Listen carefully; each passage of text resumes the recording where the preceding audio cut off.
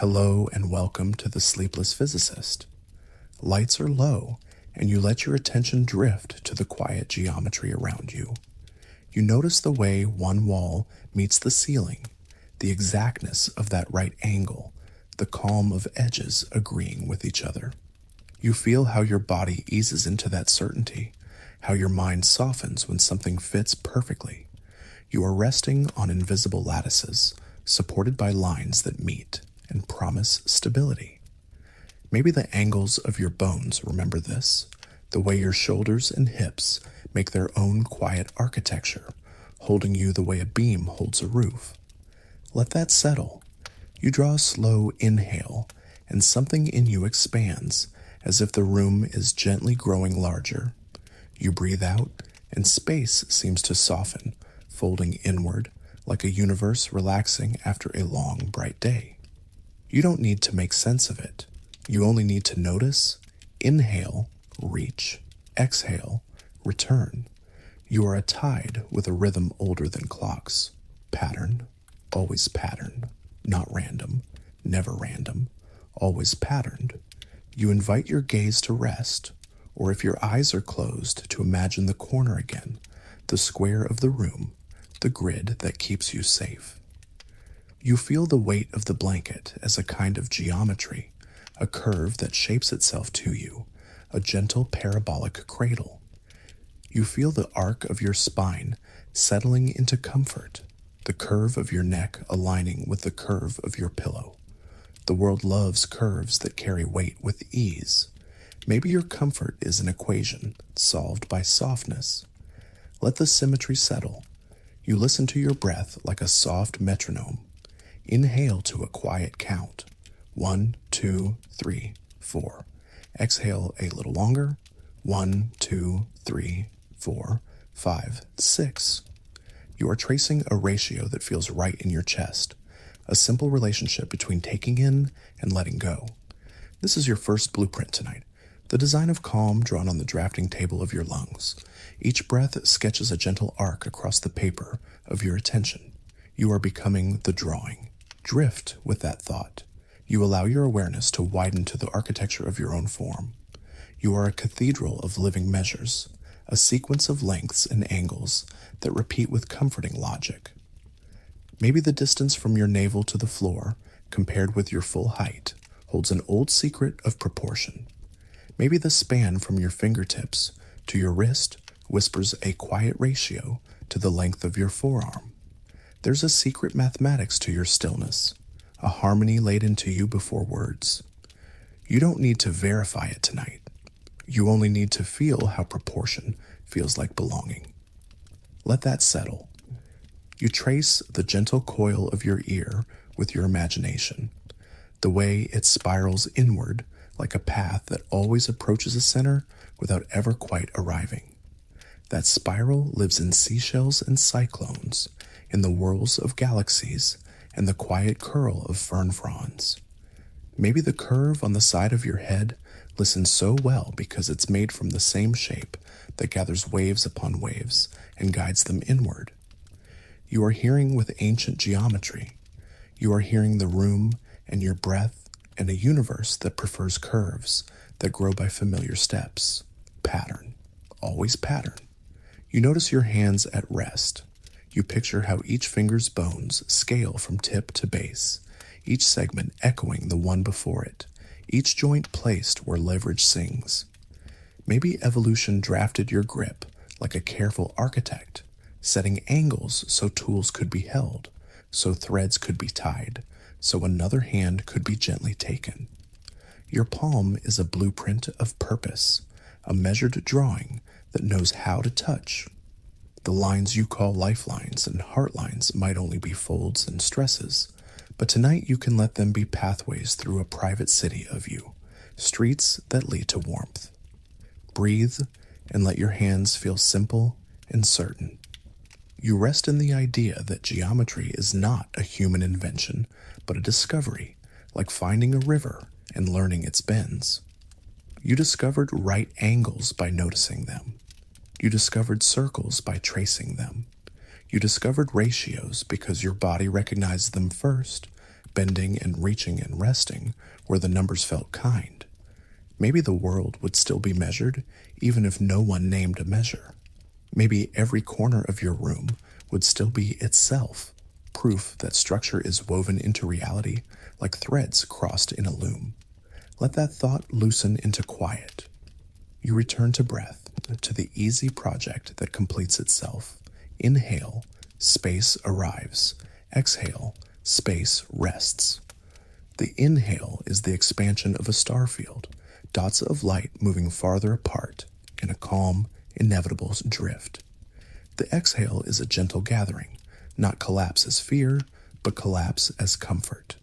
The way a blanket settles, the way a book closes when the story is safe inside.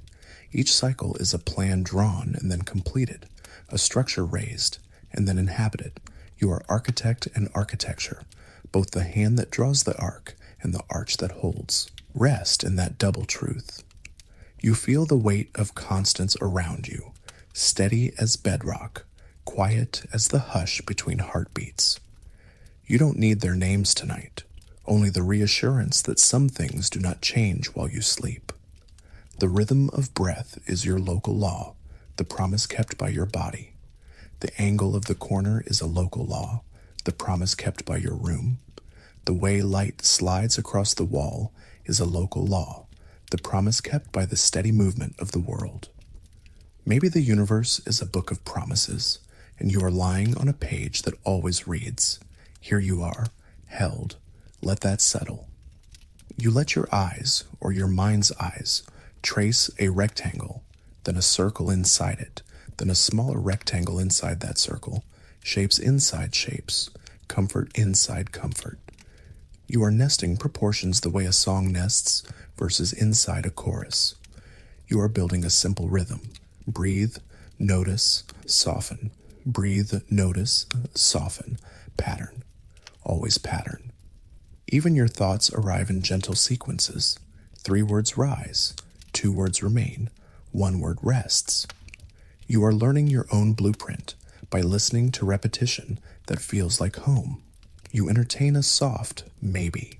Maybe the distances across your face, the spacing of eyes, the width of your mouth, settled into ratios not by accident, but by a long conversation between function and beauty. Maybe your skeleton knows more geometry than any textbook because it had to, because standing is a theorem and walking is a proof. You don't need to solve anything. You only need to enjoy the sense that solutions already live in you, humming like a quiet engine that has run for years without asking attention. Let that hum be your lullaby. You sense the floor beneath you as a plane, as steady and infinite for as far as you need it to be. You sense the ceiling as a parallel partner, 2 surfaces, never meeting yet sharing purpose, to enclose, to protect, to define a space where rest is possible. Between them, you are a point that expands and contracts with breath. You are the center of a coordinate system that needs no numbers tonight, only orientations. Up, soft, down, secure, here, enough. You are triangulated between waking and sleeping, anchored by 3 quiet facts. Breath continues, geometry holds, you are safe. Let that settle. You float in the awareness that numbers can be felt as textures.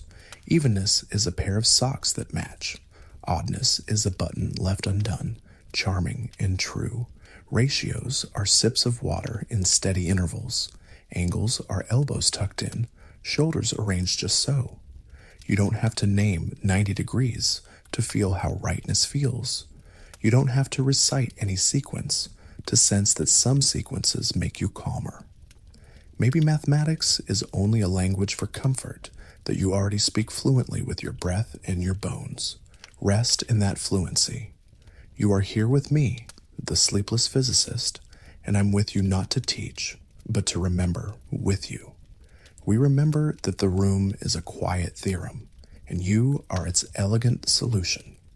We remember that breath is a compass drawing circles in air that cannot be seen, but can be trusted.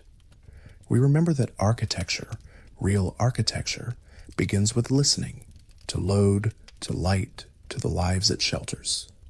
Tonight, you are the life being sheltered by a design you carry from fingertip to sternum, from crown to heel, from inhale to soft release exhale. Pattern, always pattern. Let that settle. You let your breathing keep the time. 4 on the way in, 6 on the way out, and you feel a quiet arithmetic unfolding inside you. You add air, you subtract tension. You multiply ease with every repetition. You divide worry until its fractions disappear into softness. Maybe your lungs have always loved this math, trading gases with the room in ratios that favor life, writing equations no chalkboard ever sees. You are resting on invisible lattices, and the lattice answers you with steadiness. You bring gentle curiosity to length and curve, to the way your body finds rightness without instruction. Your chin tilts by small degrees to balance the weight of thought. Your shoulders settle at angles that distribute the day's load into the night's forgiveness. You are a structure that understands vectors without naming them, resolving forces through posture until comfort emerges as a solution. Maybe this is what wisdom looks like in bone and tendon, the minimum effort that still holds everything beautifully together. Let that settle. You consider proportion as feeling rather than rule. The span of your forearm relative to your hand, the long line of your thigh relative to your lower leg. There's a hush of recognition in relationships that fit. You don't need a measuring tape for your body to sense harmony. It knows by relief. You listen for that relief as you shift 1 inch, then half an inch, then a whisper of an inch. Small deltas, great returns. Pattern. Always pattern. Not random. Never random. Always patterned. You let your attention spiral, ear, breath, the thought turning inward by equal steps, each loop narrower, each approach closer to center without rush. The spiral is patient. The spiral does not demand arrival. It only promises continuity. Maybe this is why spirals cradle sound and galaxies alike. They invite movement to slow without ever stopping, a mercy built into shape. As you follow that curve, your thoughts draft themselves into gentler arcs, and the day's straight lines, deadlines, headlines, go soft around the edges. Drift with that thought. You rest your awareness on your hands again, on the branching that begins at the wrist and divides gracefully into purpose. Thumb opposes, fingers spread, each digit a small cantilever poised for touch. The branching continues inward too, arteries to arterioles to capillaries, a tree of red rivers, delivering warmth leaf by leaf to the skin. Maybe your body chose branching not merely for efficiency, but for kindness, so every cell could be reached, so every outpost could feel included in the grand design. Inclusion feels like geometry when geometry is made of care. Let that settle. You notice how many opposites meet without conflict. Firm mattress, soft blanket, cool air, warm skin, stillness outside, motion inside, parallel surfaces and curved spine. The mind loves complements that complete each other, the way a right angle and a round shoulder reconcile into a single comfort. Maybe this is the first law your body obeys tonight. Balance emerges when paired differences keep each other honest. You are the point of balance. You are the evidence that symmetry is not mirror alone but dialogue. Rest in the dialogue. You let time itself become geometric, not a line, but a series of nested intervals. Breath to breath is a small loop. Minute to minute is a larger loop. Night to morning is a loop larger still. You are moving across concentric circles toward the center where rest is deepest. You do not force motion. The circles carry you. Even your pauses are part of the pattern, like the quiet at the end of a measure that makes the next measure sing. Maybe the richest architect of sleep is silence measured well. Let that silence lengthen by a heartbeat. You invite light into awareness, not to brighten you, but to show you its gentle geometry. Whatever glow reaches you arranges itself along edges, makes parallelograms on a surface, curves softly around contours. Light always honors structure. It maps reality without judgment. You feel its impartial kindness on your skin and your room.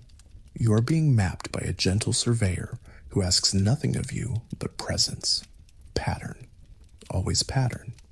In this soft cartography, you realize you don't have to be anything but a shape that deserves to be traced. Let that settle. You consider constants again, the quiet guardians that do not drift while you dream. The promises nature keeps are the promises you can rest against. Your breath keeps its promise to return after every giving.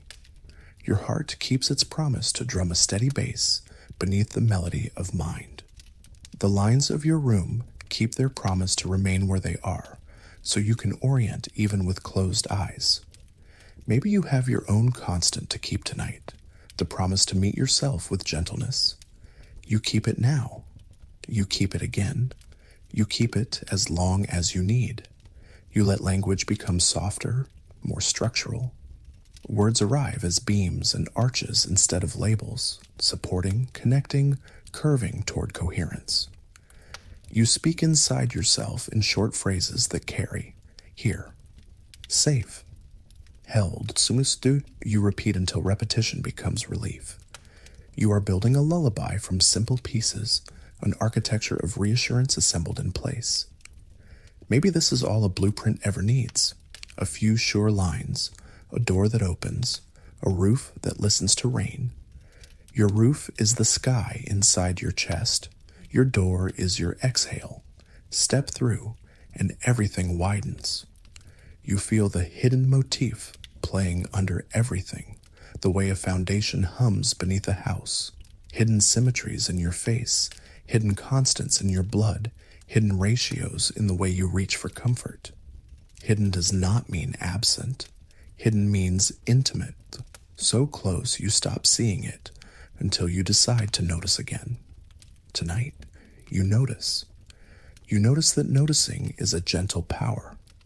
Maybe the universe has always wanted to be noticed, not for applause, but for company. You keep it company by breathing with it, by letting your inhale echo its expansion and your exhale mirror its rest. Let that settle. You let the idea arise, quiet, precise, that geometry is a motion-wearing structure. A right angle is security. A circle is acceptance. A spiral is trust in gradualness. A curve is mercy. A line is intention. You are surrounded by these feelings made visible, and your body is built from them too. You are a shelter that shelters you. You are the architect who lives inside the dwelling you designed by living. Maybe there was never a difference between builder and building, blueprint and breath. Maybe you are the meeting point where purpose and shape agree. Rest in that agreement. You return to counting. Inhale to 4, pause to 1, exhale to 6, pause to 2. You touch the numbers lightly, like fingertips on a railing you don't need, but like to hold. The railing follows the staircase of your awareness as it descends toward sleep. Each step is an identical rise and run, a repetitive kindness engineered to be predictable. Predictability is not dull tonight. Predictability is sanctuary, pattern, always pattern. You descend without hurry, without effort. Each number a step that knows its place. Let that settle. You linger with the corners one more time, the meeting of planes, the certainty of alignment. Then you soften your attention and feel the curve of your rib cage, the arc of your breath, the endless circles beating in your chest. Straight lines give you shelter. Curves give you life. You carry both. You are both. You are the blueprint and the breath that reads it. Maybe the simplest miracle is that reading and being read feel the same when the text is you. Let that thought grow warm and quiet. And as you hover at the gentle boundary where wakefulness yields to drifting, you hear the promise that will carry you forward through the rest of this night's architecture. There's a number that appears in every spiral of your body, every branch of your lungs, every turn of your thoughts. Tonight, we'll find it together. You begin by listening to the spiral that listens to you, the delicate cochlea tucked inside your head, a curled chamber where waves become meaning. You are resting on invisible lattices, and deep within, a logarithmic curve gathers sound the way a shell gathers sea. Maybe that curve was chosen because it welcomes everything gently, slowing the rush of sensation into understanding. You feel how the spiral guides you inward, and you follow, one quiet turn at a time. Let that settle. You let your breath trace that curl, inhale widening the spiral, exhale easing it tighter, until expansion and return feel like a soft mathematics lived by your lungs. You are a ratio in motion, a simple relationship repeated until peace appears. Pattern. Always pattern. You don't need to prove anything. You only need to notice how structure already cradles you from the inside out. Maybe the cochlea loves breath because both are spirals of arrival, both are pathways that become listening. You bring your attention to your hands, to the way purpose unfolds in measured steps from wrist to fingertip. You can almost feel the scaling as you imagine bone to bone, segment to segment, proximal, middle, distal, each length echoing the last in a sequence that feels inevitable. Maybe your fingers learned a quiet Fibonacci before you learned to count, growing by a rule that made grasping sure and touch precise. You are holding the world with a series that whispers one, then another, then the sum of both. You sense how that same rule shapes your arm, upper arm to forearm, forearm to hand, proportions that often lean toward the golden mean, a balance felt rather than measured. You rest into that balance and notice relief, the way your shoulder relaxes when angles and lengths agree. Maybe phi has been your body's favorite compromise all along, the gentle middle where strength and grace meet. You are geometry given tendon and patience, and the equation resolves as comfort. You let me share something I remember I once measured myself with clumsy tape and a hush of curiosity, tracing distances that seemed ordinary until ratios began to rhyme. I remember finding phi in the mirror, not with exactness, but with a closeness that felt like recognition. I couldn't sleep for a while, not from agitation, but as if a long-lost melody had returned and I wanted to keep listening. Maybe you know that feeling now, the calm that comes when pattern reveals itself as kin. You return to the spiral of hearing and imagine it echoing outward into a galaxy you will never touch, arms sweeping around a luminous center by the same patient logic. You realize the universe repeats itself with a frugal generosity, one curve, many scales, one idea, countless expressions. Maybe that is what sacred means here, a design used so wisely and so often that reverence becomes the natural response. You breathe that reverence in, you breathe it out, and your breath feels traced by starlight. You turn your attention to DNA, not as a diagram, but as a slow helix inside you, a ladder twisted into promise. You picture its spiral rise a pitch of about 34 angstroms over a turn, and the body of the helix about 20 or so across numbers that sit near 21 and 34, neighbors in a familiar sequence. You don't need precision to feel the poetry. Your instruction book prefers step sizes that rhyme with the logic of petals and shells. Maybe memory itself loves Fibonacci because memory loves rhythm. You drift to weather made visible a hurricanes, white bands curling on themselves with the same generous increase of spacing, the calm at center, a circle of hush. You feel how your breath shares that architecture, motion around a still core, order folded into action. You are both eye and spiral, both stillness and change. Maybe the sky studied ears and shells when it learned to move so beautifully. Let the symmetry settle in your chest. You rest your awareness on the pentagon, hiding in every star you traced as a child, 5 points anchored to a 5-sided heart. A pentagon contains phi the way a seed contains a tree. Its diagonals cross in golden ratios again and again. You sense that ratio as a friendliness within the shape, a balance that makes edges sing together. Maybe your body trusts pentagons because they carry the same promise your proportions carry, parts relating to wholes with kindness. You are listening to that kindness now. You invite hexagons to join the quiet company, the tidy economy of honeycomb cells, 6 walls sharing labor so nothing is wasted. You feel how hexagons tessellate, no gaps, no overlap, filling a plane with a competence that bees discovered long before names were given.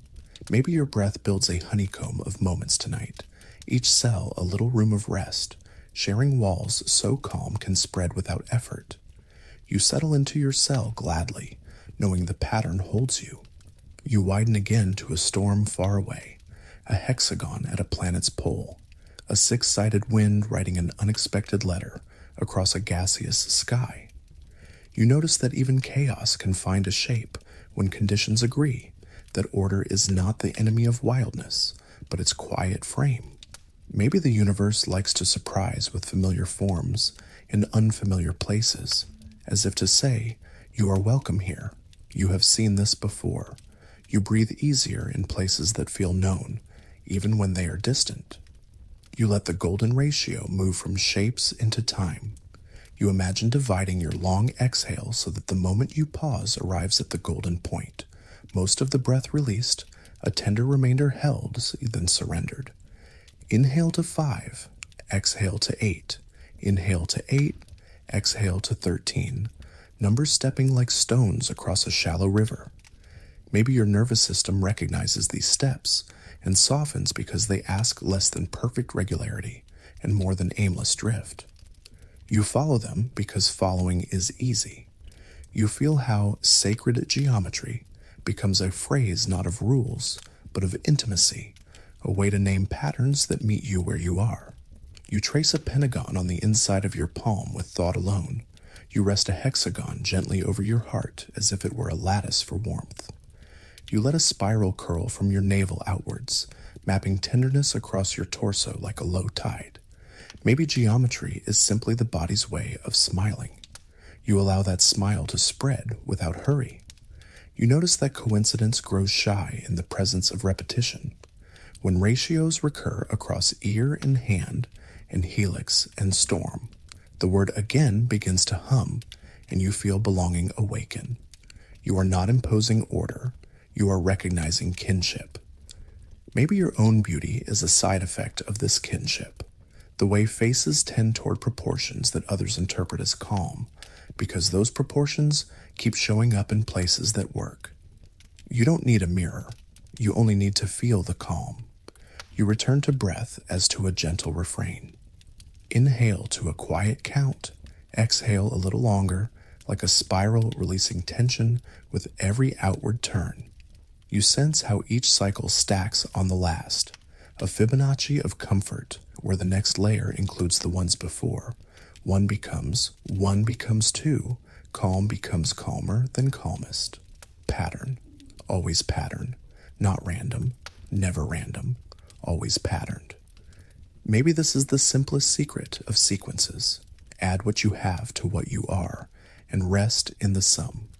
You let the word phi float through your mind like a small, bright syllable. You don't need its decimals. You only need its feeling, the way it divides a line so that the whole relates to the larger part as the larger part relates to the smaller.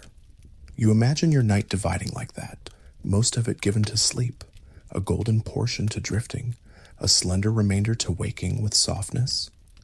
Maybe proportionality is kindness measured across hours. You accept that measure and feel relief. You linger for a moment on the way your hand curls into a fist and then opens like a flower, petals unfolding in ordered reach. You picture fingers as phyllotaxis, as leaves arranged to share light without stealing it from each other. You feel the fairness of that arrangement in your knuckles and tendons. Maybe your body's architecture is an ethic as well as an elegance. Make room, share load, waste nothing. You are resting in a design that chooses generosity. You turn your attention inward once more, to the spiral that listens, noticing how the quiet in the room is not the absence of pattern, but the presence of many gentle ones.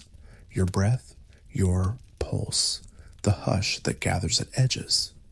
You are a harmony of ratios, layered so thinly they feel like silence. Maybe this is why peace feels sacred, because it is built from countless small agreements between parts. You feel those agreements holding, and you surrender to being held. You close this part with a soft promise to yourself. You will keep noticing, not to collect facts, but to recognize family resemblances across scales, ear to galaxy, bone to branch, a helix to storm. You are the meeting place where they can greet each other without hurry. Maybe the number you seek tonight is already whispering from your fingertips and your breath, a sequence you've been humming all your life without knowing its name. Let that settle into your bones, where it already lives. You begin with breath again, because breath is the simplest doorway into ratio. You choose numbers that feel kind, 5 on the inhale, 8 on the exhale, and you notice how the longer release makes room inside your chest. You are measuring without measuring tools, sensing proportion as ease, recognizing that comfort often appears where parts relate like friends. Maybe your lungs learned this long before language, exhaling just enough more to tell the body, it's safe. Let that settle. You let the word phi warm in your mind, less a number than a feeling of rightness, where a whole greets its part like an echo. You imagine a line divided, so that the larger segment relates to the whole exactly as the smaller relates to the larger. You feel that structure in your evening, the majority given to rest, a golden portion to drifting, a slender remainder to waking. Maybe the secret of this night is proportion, not perfection. Pattern, always pattern. You bring gentle attention to your face, not to judge but to perceive harmony. The space between your eyes, the width of your mouth, the curve of cheek to jaw, relationships more than measurements. You notice how your gaze softens when shapes agree with one another, as if calm were a property of alignment. Maybe evolution tuned features toward ratios that others read as trust, because trust keeps groups alive. You don't need a mirror. You can feel when arrangement becomes peace. Let the symmetry settle. You listen inside your palm, imagining a hidden star drawn by joints and tendons, a pentagram quietly implied by the way digits meet at the wrist and radiate outward. A 5-pointed whisper lives inside every open hand, and within that 5 lives phi, crossing and recrossing as diagonals meet. You are built to hold, and your holding carries a geometry that poets and builders both recognized. Maybe reaching out has always been a mathematical gesture of welcome. You are welcoming your own rest now. You let hexagons return, not in the open fields of honey, but in the lattices of your inner world. Bone deep within you assembles itself in trabecular webs, beams crossing in efficient patterns that carry force with grace. It isn't a perfect tessellation, and it doesn't have to be. It is a living compromise that saves material while saving you. Well, maybe structure is love that learned engineering. Support exactly where needed, lightness where possible. You lie upon a body that knows this by heart. You wander to the crown of your head and feel the gentle swirl where hair begins its spiral. A small vortex that suggests rotation is a comfortable way to organize growth. Your fingerprints echo the idea in loops and whirls, lines that turn without sharp corners, routes designed to meet pressure with compliance. Maybe your body prefers curves where contact happens most, because curves are generous. You are a map of generosity tonight, every ridge offering friction, every spiral offering yield. You slip again into the helix of DNA, where information climbs in paired steps, each twist repeating a pitch that has proven faithful across the ages. You don't need to count turns to sense that a cadence lives there, a metered rise that reminds you of music you cannot hear but can inhabit. Maybe your cells hum in ratios the way a choir does, harmonics stacked in biochemical song. You are the song and the listener both, and the listening is enough.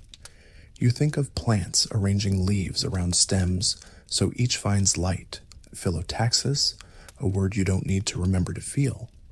Sunflowers gather seeds in spirals that tally familiar counts, 34 and 55, 55 and 89, neighbors in a sequence that wastes no space.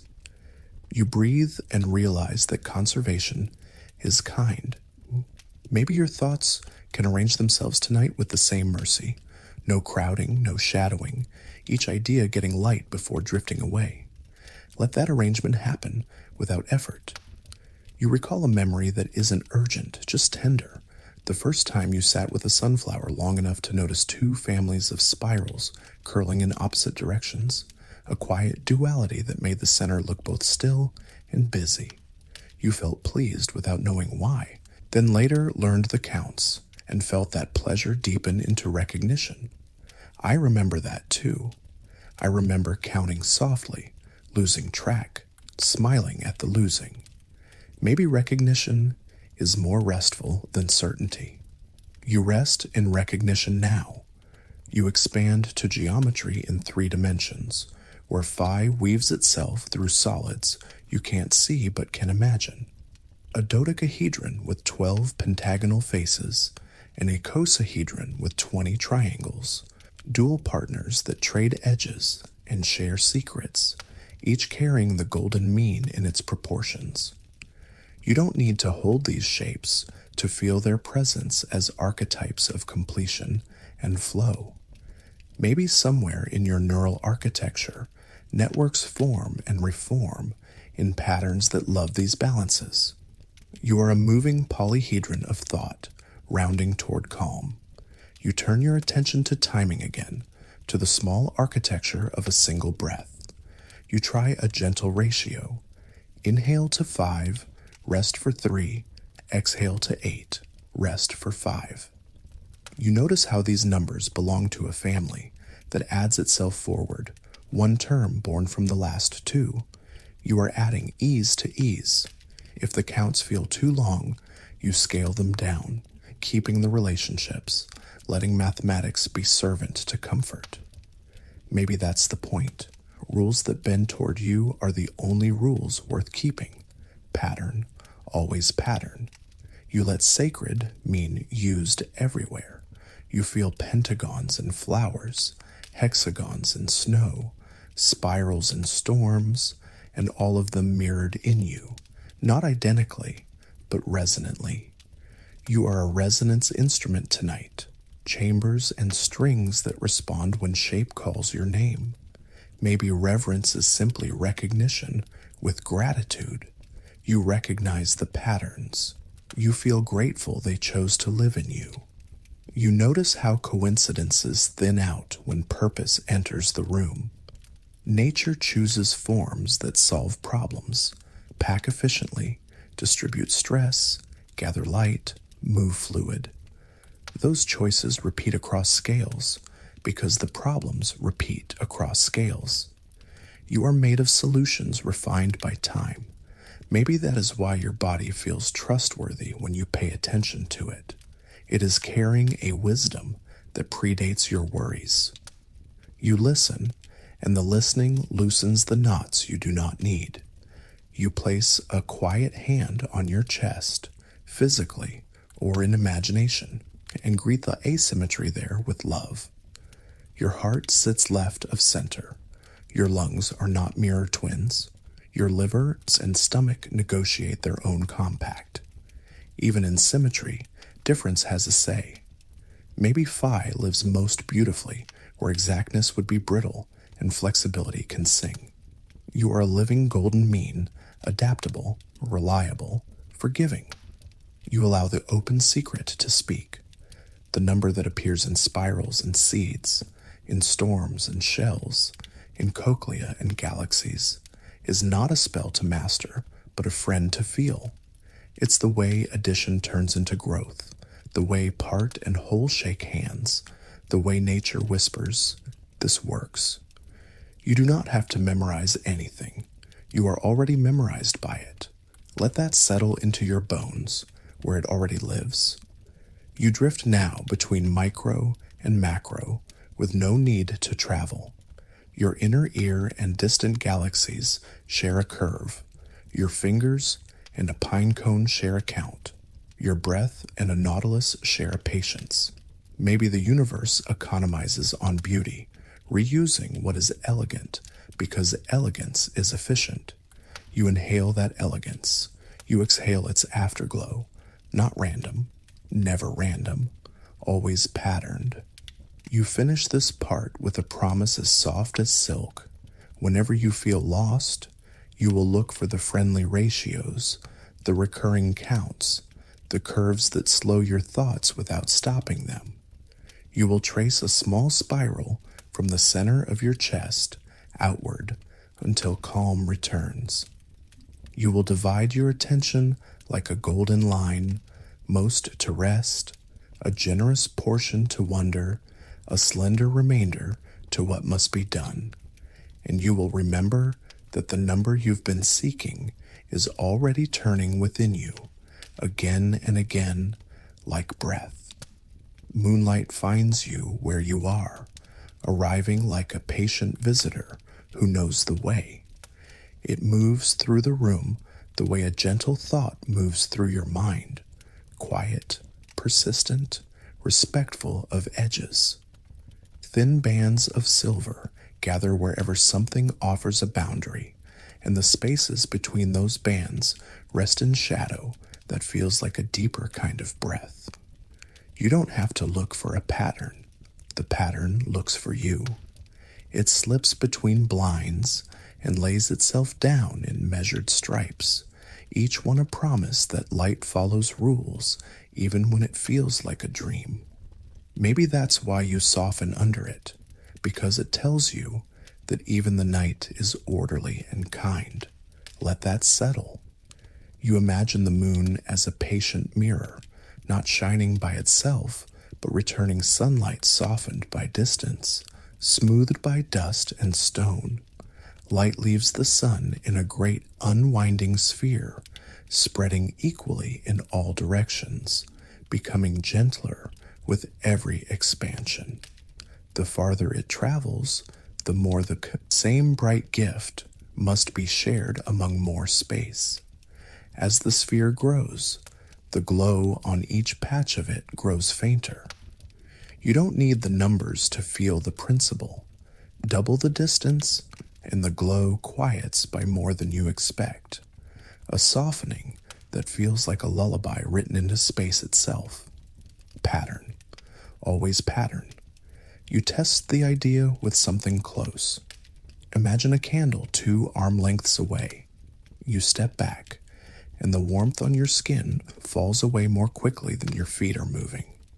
Another step, and the flame is no less fierce, but your share of its glow is smaller and smaller, like a voice across a field becoming a murmur, then a memory. Maybe the world uses this law to teach tenderness. What is far is not indifferent, only distributed. In the calm of your room, the moon's gift is thin and silver, because the night is wide and generous. You are receiving enough. You feel the way sound drifts by a similar kindness. A music box at your bedside fills the air with delicate notes. Carry it to the doorway, and the melody thins. Take it into the hall, and the song becomes lace, threads still visible, but with more air between them. Space asks energy to share itself fairly. Whether it's light or warmth or music, distance folds the gift into larger and larger envelopes. Maybe that's why closeness feels so rich. The envelope is small and the letters are many. Let that sense of fairness ease your shoulders. You look at the stripes the moon draws across the room, how their spacing stays true from one end of the wall to the other, how their edges fuzz just a little where dust softens them. You realize a simple truth. Line by line, light reveals geometry. It announces the straightness of slats, the parallel patience of their arrangement, the angle of the window to the floor. You are resting on invisible lattices, and light makes them visible enough to trust. You don't have to measure. Your nervous system measures by relaxing when edges behave. Not random, never random, always patterned. You let yourself drift toward where this light came from, not in miles, but in the imagination that feels like floating. A photon leaves the sun and joins countless companions in an outward rush that is no rush at all to them. They move so quickly that words like now become delicate and strange. They cross the gap to the moon, scatter from gray regolith, and then continue on toward your skin with almost no loss of their essential rhythm, only a quiet dimming because vastness has asked them to share. Maybe you can feel a kindness in that sharing, a cosmic courtesy that says, make room. You think of how brightness changes with distance, and notice the gentleness built into the law. Rapid softening means that fierce sources become tender by the time they reach you. The sun is a fury, but moonlight is a whisper. A stadium of sound can be a roar nearby, but far away it becomes a comforting wash, a proof of life without the demand to attend to every detail. Maybe this is the universe's etiquette. The farther a gift travels, the easier it is to receive. Let that etiquette tuck you in. You bring your attention back to a small square of light resting on a surface near you. Even that patch tells a story of lines and angles, arrival and reflection. Light meets matter and asks what to do next. Sometimes it is absorbed and becomes warmth in a surface that will later surrender it to the air. Sometimes it is reflected, the angle outmirroring the angle in like a bow. Sometimes it passes through and bends just a little because the medium asks it to slow, and slowing means turning. You feel comfort in the predictability, a courtesy exchanged between traveler and host. Maybe your breath learns from this. Arrive, meet, adjust, continue, pattern, always pattern. You let wavelengths become feeling instead of numbers. Imagine a wave as a soft rise and fall, the distance from one gentle crest to the next. A measure you can sense the way you sense the spacing between your peaceful breaths.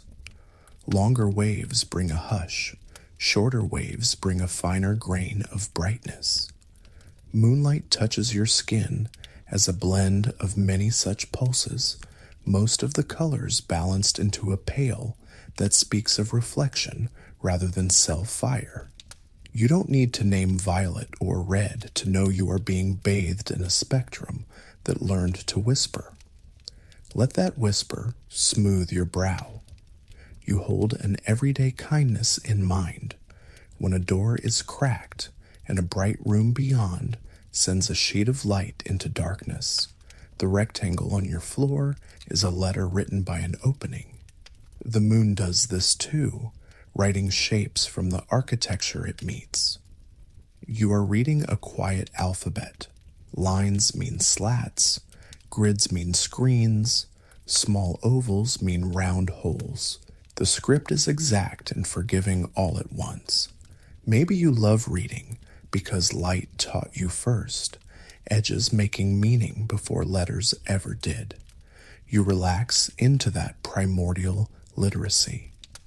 You consider for a moment the speed of this gentle visitor, not as a number to memorize, but as a friendliness to imagination. If you could see it, you'd watch a wavefront cross your room in less than a blink, and in the time your heart taps a single beat, that speed could circle your resting body many times. Swiftness turned into softness by distance. That paradox is strangely comforting. What is swift elsewhere can be slow here. What is fierce at the source can be tender at the destination. Maybe this is a law your own emotions can follow. Let what begins sharp arrive gently. You invite a thought as soft as moonlight on water. Light is both a wash and a rain, both a spread of ripples and a shower of tiny arrivals. As a wave, it flows around edges and through narrow gaps, spreading into fans of brightness, the way water spreads after a stone breaks a surface. As a shower, it arrives in discrete packets, small and bright, like the faintest of taps on skin that you cannot quite feel individually, but can sense collectively as glow. You are allowed to hold both truths at once. You do it every night, awake and drifting, here and gone, solid and soft. Maybe light learned from you, or you from it, that two ways of being can be one comfort. You let this duality rest without needing to pin it down. Tonight, paradox is not a problem. It is an extra pillow. The exactness of a law and the mystery of a behavior can share the same bed. Light dims with distance, in a way so precise it could be a poem with strict meter. And light also refuses to be only one thing, singing as a wave and arriving as a particle, depending on how you ask. You know this feeling, the way you are both a body and a story, both geometry and breath. Pattern. Always pattern. Not either or, but both and. You return to the stripes again, noticing that where the bands narrow, the glow also softens because the same moonlight must pass through slimmer gates. You think of generosity guided by constraints. Give what you can through the openings that exist. No more, no less. You align your breath with that wisdom. Inhale through what opens. Exhale through what narrows. Let the structure of the moment set the measure of your giving and your rest. Maybe the night is teaching you economy of kindness. Enough is enough. You close this part with a small vow to let the laws of light become the laws of ease. Let distance be permission to soften. Let edges teach you where to rest. Let patterns be the proof that you are in a world that keeps promises. The moon's whisper reached you by a geometry so steady it can hold your sleep. Breathe into that steadiness. Let it hold you. You let the idea of duality become simple. You are bathed by a wash and visited by a rain. You feel moonlight as a continuous glow, and you imagine it also as countless tiny arrivals, each photon a soft knock you can't individually feel, but together you sense as silver calm. Maybe every paradox that ever worried you can learn from this one, two truths sharing one tenderness. You hold both lightly, and both hold you. Let that settle. You picture ripples on a quiet pond, and remember how they meet. Crest greeting crest to grow brighter, crest greeting trough to cancel into hush. You are ready now for the bedtime story. Light tells whenever it passes through a pair of slim openings. You imagine a sheet of moonlight meeting two narrow gaps, and on the surface beyond, bands of brightness and dimness begin to appear, a zebra of silver where there might have been only a simple patch. You are watching waves write poetry with themselves, inventing lines where none were drawn, shaping glow by the mathematics of meeting. Maybe every conversation you've ever had worked like this. Your voice and another's creating patterns neither could make alone. Let that pattern soothe you. You consider what happens when you try to peek too closely, when you insist on knowing which gap each tiny arrival chose. You feel how attention can change what it touches. When you watch thoughts too sharply, they step differently. When you watch sleep too strictly, it steps away. You realize that light behaves with similar shyness. If you ask for paths, it offers particles. If you ask for patterns, It offers waves. You learn the gentlest lesson. Choose the question that brings you peace tonight. Maybe the question is simply, can I rest? And the answer is yes. Let the answer be enough. You turn your attention to edges and how they soften what they touch. You notice that when light squeezes through a narrow place, it spreads wider on the other side, a fan opening from a slit, a kindness to the shadows. You can see this in the way the bands of moonlight feather at their edges, not because light is unsure, but because waves love to wander when guided too tightly. You feel permission to do the same. Held gently, you can also spread, occupying a wider space inside yourself. Maybe grace is what happens when constraint meets curiosity. Pattern, always pattern. You bring wavelengths back into your body as sensations rather than numbers. You imagine long waves as slow breaths and short waves as quick flutterings of quiet. You let the mixture become a white that isn't cold but patient, a balance of colors your eyes translate into silver. You don't have to separate the components to feel comfort in the blend. You trust that the room is filled with a spectrum dressed for night. Maybe balance is only a generous mixture behaving well.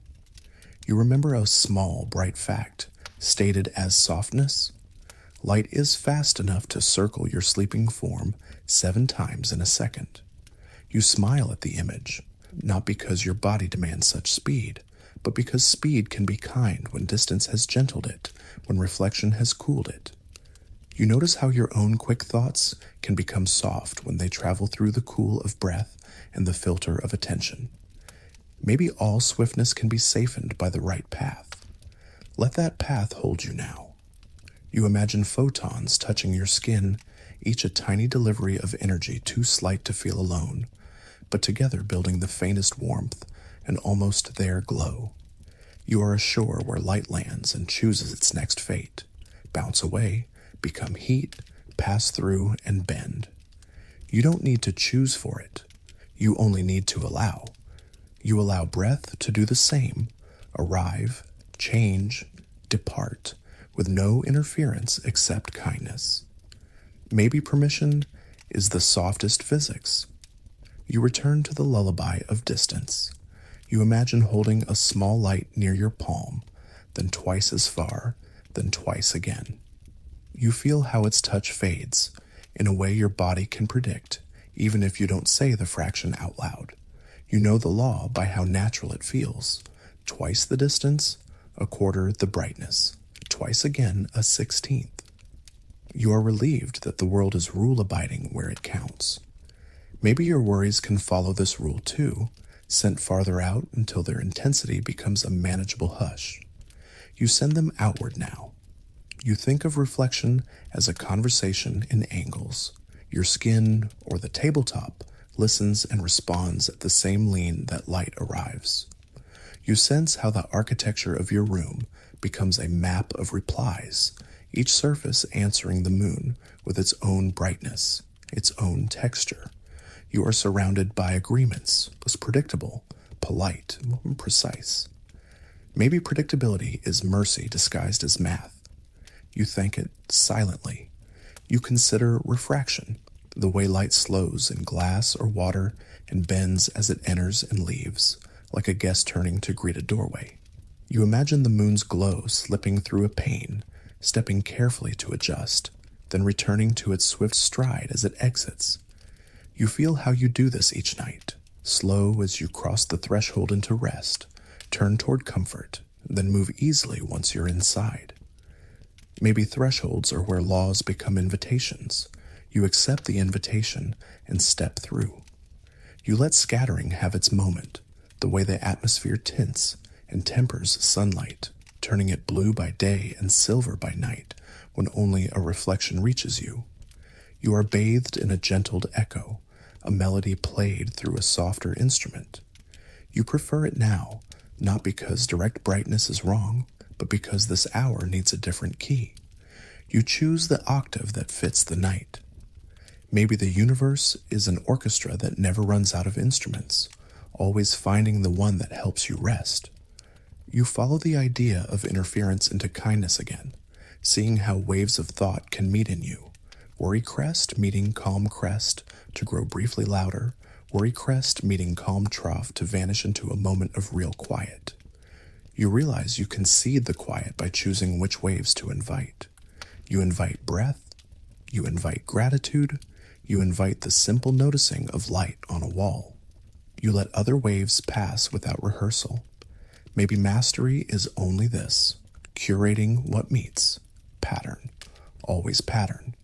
You bring the speed of light down to human tempo by translating it into time for a single breath.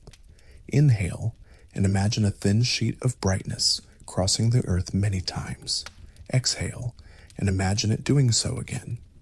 You let vastness fold into a small rhythm, an intimacy made from immensity. You are the middle place where scale becomes gentle. Maybe that is your gift, turning the large into the livable with nothing but attention. You let your skin be a sensor and your mind be a meadow. You notice the faint coolness where moonlight and shadow share a boundary, the way edges are always slightly cooler than centers. You notice how your body mirrors this, warmth pooled at your core, coolness more likely at hands and feet, gradients like soft slopes. You are a landscape of temperature and tone sculpted by laws that never brag. Maybe modesty is the signature of real structure. You recognize it and feel safe. You remember again that when openings are very narrow, spreading is dramatic, and when openings are wide, spreading is modest. You apply this to your attention. Make the gateway tiny when you want a single thought to reach far. Make it wide when you want thoughts to stay closer. You narrow for gratitude and watch it expand. You widen for worry and watch it dwindle. You are designing your night by shaping apertures. Maybe you have always been the architect of your focus. Let that empowerment be gentle.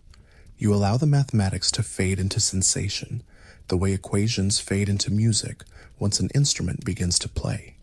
You don't forget the laws. You wear them like a soft sweater and then forget the sweater because warmth takes the lead.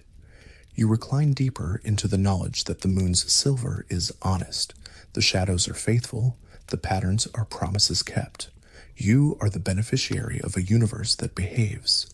You return at last to the simple light in your room, to the measured stripes and quiet ovals and softened edges that were there before the story and will be there after sleep. You now feel the journey inside those shapes, sun to moon, moon to window, window to wall, wall to you. You sense the inverse square hush, the waves' easy spread, the particles' gentle arrival, the interference's delicate lace. You are being read to by brightness that speaks fluent mathematics in a voice soft enough for dreams.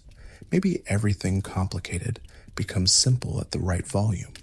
You close with one breath that mirrors the path of light, outward then home. You inhale as if gathering a sphere around you. You exhale as if sharing it with the room. You let the final whisper arrive. The silver on your wall carries the universe's careful grammar, yet it touches you like a friend laying a quiet hand on your shoulder. You are safe in this grammar. You are fluent in this touch. You are ready to sleep in a world that keeps its laws and keeps you too. A snowflake arrives in your imagination and rests against your window of thought, delicate, exact, dissolving almost as soon as you notice it. For a moment, its 6 arms are unmistakable, branching in mirrored grace, a quiet star printed from winter's press. You don't need cold air to feel its architecture. You only need the idea that water, when it decides to become still, prefers a pattern. Water molecules hold hands at a precise angle, about 104.5 degrees, and that one tender constraint choreographs everything that follows. 2 small hydrogens leaning toward one oxygen, a subtle bend that invites neighbors to lock in place at 60-degree turns. Maybe the universe writes laws as lullabies, simple intervals repeated until beauty appears. Let that settle. You watch the figure in your mind with sixfold certainty. Each arm repeats the logic of the others, yet each arm's branching is its own poem, shaped by the history of gust and temperature it met on the way down. Each snowflake is a frozen blueprint of molecular architecture, you hear. Unique in detail, but universal in principle. Pattern. Always pattern. Not random. Never random. Always patterned. The hexagon isn't a command shouted. It's a preference whispered, honored by 1,000 tiny agreements among neighbors. You follow the whisper inward. A lattice forms as water slows its dance, each molecule aligning in a hexagonal embrace, open, airy, strong enough to float. That's why ice rides above liquid water.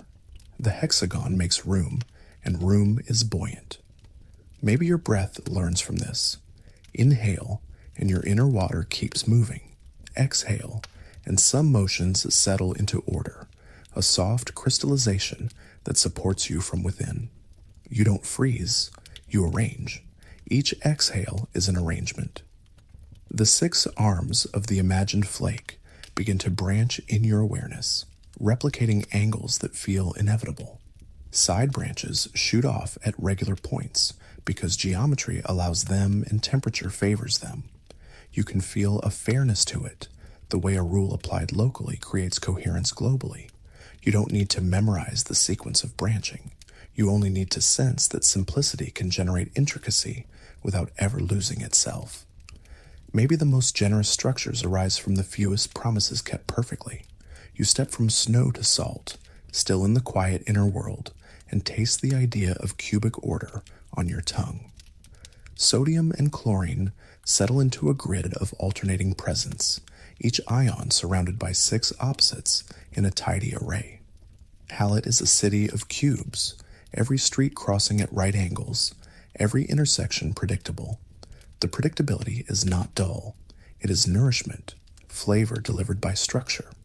You are resting on invisible lattices, and even your taste reminds you that lattices matter. You imagine shrinking down until those cubes rise like towers, each face smooth, each edge honest. You could walk there without getting lost. Comfort grows wherever paths are straight and distances keep their promises. Let that settle. From cubes you spiral into quartz, a crystal that prefers a twist. Here, tetrahedra, little 4-faced gatherings of silicon and oxygen, link hand to hand, turning as they go. The turn makes a helix that threads through stone, a slow screw that holds time with astonishing patience. Maybe you feel it as steadiness, quartz being steady enough to count seconds when asked, steady enough to speak in frequencies, as reliable as breath. You don't need to hear the frequency to trust it. The helical choice isn't for decoration, it is for continuity, like a staircase that never betrays your foot. Pattern. Always pattern. You glide through metals now, close-packed spheres that jostle politely, but share their electrons as if pooling light for a shared room. Some arrange themselves like layers of coins stacked in perfect offsets. Some choose a body-centered rhythm, a sphere tucked in the middle of a cube, as though remembering the heart needs a center. You sense that each arrangement solves a problem. How to be dense without being brittle, how to be strong without refusing to yield. Maybe your own night is learning from this, densely restful without hardness, strong in its gentleness. You pause at the threshold of an atomic palace and shrink in imagination until walls are rows of atoms and floors are sheets of lattice planes. Vibrations move through these halls, not noisy, but harmonic, tiny oscillations that pass greetings from one site to the next. The whole structure hums at many pitches at once, a chord of thermal song. If you listen without strain, you can almost feel warmth as the chorus of these motions, each atom tugging on its neighbors by springs that are no springs at all, only forces that behave as if they were. Maybe your exhale is their conductor, lowering the tempo with each release. Let that hum become a lullaby. You turn a corner and enter the softest room in all of physics, probability clouds where electrons dream. You are not here to draw orbits like planets. You are here to feel shapes that are not quite things, densities that say, more likely here, less likely there. The S cloud is a sphere of perhaps. The P clouds are dumbbells, twin lobes of maybe. D and F bloom into more elaborate petals, mandalas of likelihood, symmetrical and strange. You don't need their names to sense their grace. These clouds overlap and combine, and from their overlaps arise the bonds that hold the palace together.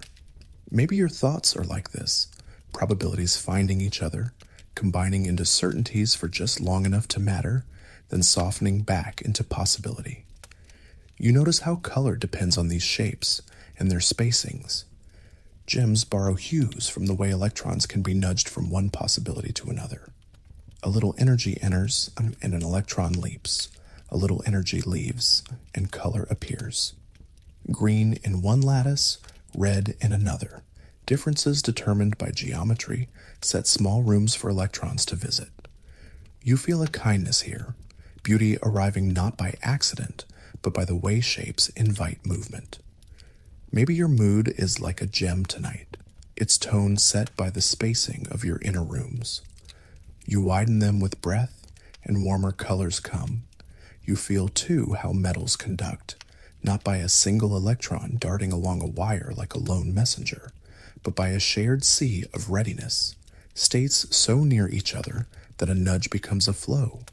The lattice and its clouds agree to cooperate, and cooperation becomes brightness. You don't have to understand bands to feel the essential generosity. When many are willing to carry, the carrying is easy. Perhaps your body knows this as circulation, and your mind knows it as trust. You let both happen without asking why. You step back toward yourself and recognize crystals inside you, not foreign intruders, but native architecture. Your bones carry calcium phosphate crystals, tiny needles, and plates aligned with care, so that the scaffolding of protein can become firmness that yields just enough.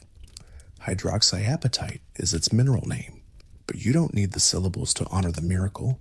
Order nested in order, a composite that turns pressure into patience. Maybe your posture changes by a hair as you thank these inner stones for holding you kindly. You look to every cell and find liquid crystals in their membranes, not solid like snow or salt, but ordered enough to guide, fluid enough to flow. The bilayer arranges tail to tail and head to water, a double line at the boundary between you and not you. In that boundary, proteins sail like purposeful ships, and signals move because the sea is organized. Liquid and crystal at once, a balance that lets life read and respond. You sense that same balance in your thoughts, structured enough to guide you, soft enough to change. Pattern. Always pattern. You remember the crystalline lens of your eye, transparent not by emptiness, but by astonishing order. Proteins inside are packed in a way that lets light pass without scattering, a glass grown from careful arrangement. You see the world each day because countless molecules agreed to align. Maybe you close your eyes now and feel grateful that order can be invisible and yet essential. You are not just observing these patterns. You are built from them, atom by atom, in perfect geometric accordance. Let that settle in your bones. You breathe out, and the image returns of atoms, finding their lowest energy homes, sliding down the gentle slopes of potential like beads, settling into hollows. Exhale is annealing, heat released, defects smoothing, strains relieved. Inhale stirs possibility. Exhale chooses comfort. You are a kiln cooling just right, crystallites growing a touch more complete with every soft release. The day's dislocations begin to migrate and vanish into boundaries that welcome them. You are becoming whole by resting. You hover at the edge of dreaming and feel how thought itself can crystallize. Ideas cooled to shape, memories arranging into patterns that will be easier to live tomorrow, not frozen, structured. The chaos of the day was liquid. The night builds gentle lattices where pieces can lodge and relate. Maybe this is what sleep wants most, to turn swarm into symmetry without stealing the life from it. You let yourself be a growing crystal, edges smoothing, faces meeting at angles that feel inevitable, interior fractures healing by tiny increments you cannot see but can trust. You feel the settling continue, as if your whole evening were a slow cooling kiln where stresses soften and clarity grows. You picture tiny misalignments slipping to kinder positions, and you recognize that even the finest crystals carry imperfections, vacancies where an atom is missing, little slips called dislocations, substitutions where a guest sits in a host's chair. Maybe those gentle flaws are not failures, but mercy lines, threads that let a structure bend instead of break. You breathe out and give yourself the same permission to hold shape without needing to be flawless. Let that settle. You wander in imagination to carbon's two classic moods and notice how a single element chooses different architectures the way a voice chooses different songs. In one choice, you become diamond, each carbon reaching in 4 directions, a tetrahedral handshake repeated in all directions, strength woven into every bond. In another, you become graphite, flat sheets of hexagons sliding like pages, planes that glide with quiet grace. You feel how shape writes properties. One arrangement becomes clear and hard, the other soft and conductive. Maybe your day had both, moments when you needed diamond resolve, and moments when graphite gentleness let you slip past friction. You honor both and rest. You hold a grain of salt in your mind and let it vanish in a drop of water. You sense the lattice loosening as water greets each ion with small turnings, oxygen leaning toward positive, hydrogen toward negative, a solvent orchestra surrounding each guest with a tailored embrace. You feel how order is not destroyed, but rearranged. Crystal becomes choreography. Maybe letting go is not loss. Maybe it's a change of lattice from rigid to fluid, still exact, still beautiful. You exhale and watch some tightness dissolve into a gentler structure. You return to quartz and hear a secret that stones keep. When you press them just so, tiny charges gather. When you charge them just so, they move. You sense the piezoelectric whisper, pressure becoming pulse, pulse becoming timekeeping, and you realize you carry your own version. Pressure in, you can become rhythm if you listen, and rhythm can carry you through pressure if you keep time with breath. Inhale 4, exhale 6. The crystal of your evening ticks kindly. Maybe the world's clocks learned their steadiness from a mineral prayer. You revisit metals with your fingertips of thought and feel a community at work. A shared sea where electrons are not trapped by single homes but ready to move as a group. A generosity that turns nudges into flow and flow into warmth or light. You let this picture soften you toward cooperation with yourself, mind and body agreeing to carry what's needed together so no single part strains. Maybe ease is conductivity in disguise. You allow ease to circulate. You pause to listen to the music inside solids, the phonon chorus, tiny vibrations passing baton from neighbor to neighbor. You imagine every atom holding a note, the whole crystal, a chord that swells with heat and quiets with cool. You tune your exhale to the cooling side, lowering the volume by a breath or two, letting the harmony settle lower where rest is thick. You don't need to name frequencies. You only need to feel warmth translating into hush, the way singing fades into silence at the end of a lullaby. Let that hush spread. You look closely at imperfection again and find color hiding there. A vacancy or a stray guest can trap a bit of light's energy and release it as a particular glow. A slight disruption becomes a jewel's signature. You remember that emerald owes its green to a hint of chromium, sapphire's blues deepen with iron and titanium, amethyst's purple arrives from a small story of trapped charge. You smile at the lesson. A little difference can be a lantern. Maybe the places in you that don't match the blueprint exactly are where your gentlest colors come from. You breathe into them as into stained glass. You consider semiconductors like a midpoint between insulators and metals, a poised maybe that becomes yes with a touch, a tiny impurity, a small voltage, and pathways open. You feel the mercy of thresholds, a little extra and flow begins, a little less and everything rests. You sense how kindly life behaves when it sits near thresholds you can choose to cross on purpose. Tonight, you choose the threshold of sleep, a small change in light, a small lengthening of exhale, and a wide river begins to move. Maybe your best switches are this subtle. You return to electron clouds and watch them blend. You imagine hybrid gestures, one sphere mixing with P lobes to aim bonds like thoughtful hands, SP cubed like a tetrahedron for diamond's clarity, SPA squared a flat trio for graphite's easy sheets.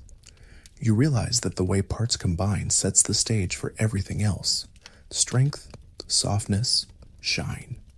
You allow your own parts to mix tonight: thought with breath, memory with mercy, attention with ease. The hybrid you make is exactly right for rest.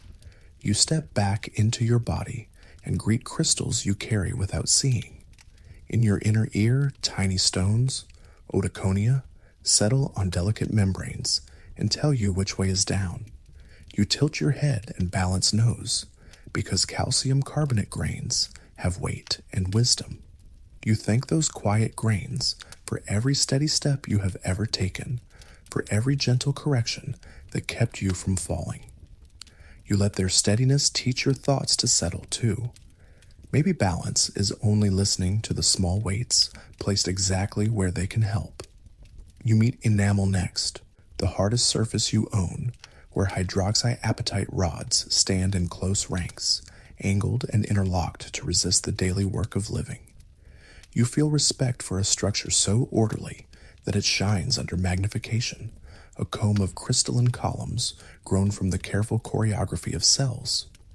You sense the lesson again.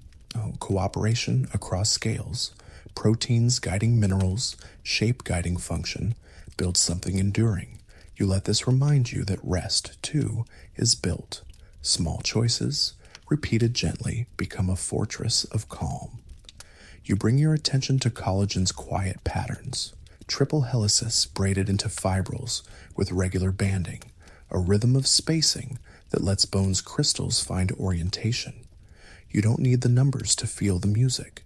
You only need the sense that even softness has a grid, even flexibility has a hidden meter. You let your muscles adopt that rhythm, lengthening on the exhale, returning on the inhale, a weave that keeps you together and free. Pattern. Always pattern.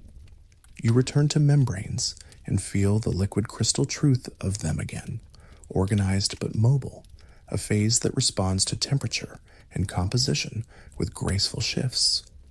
You sense how a small change in saturation or cholesterol turns fluid from floppy to poised, from scattered to purposeful. You invite your mind into a similar phase transition, same material, different organization, simply by slowing. Inhale, exhale, and you pass from busy to clear without needing to change who you are. Maybe adaptability is the most elegant geometry. You glance back at ice with new tenderness and remember that its hexagons don't only float, they grow dendrites, tree-like branches that fill space quickly when conditions suit. You notice that your thoughts sometimes do the same, branching fast, filling your inner sky. You learn from snow's discipline. Branching can be beautiful and still pause.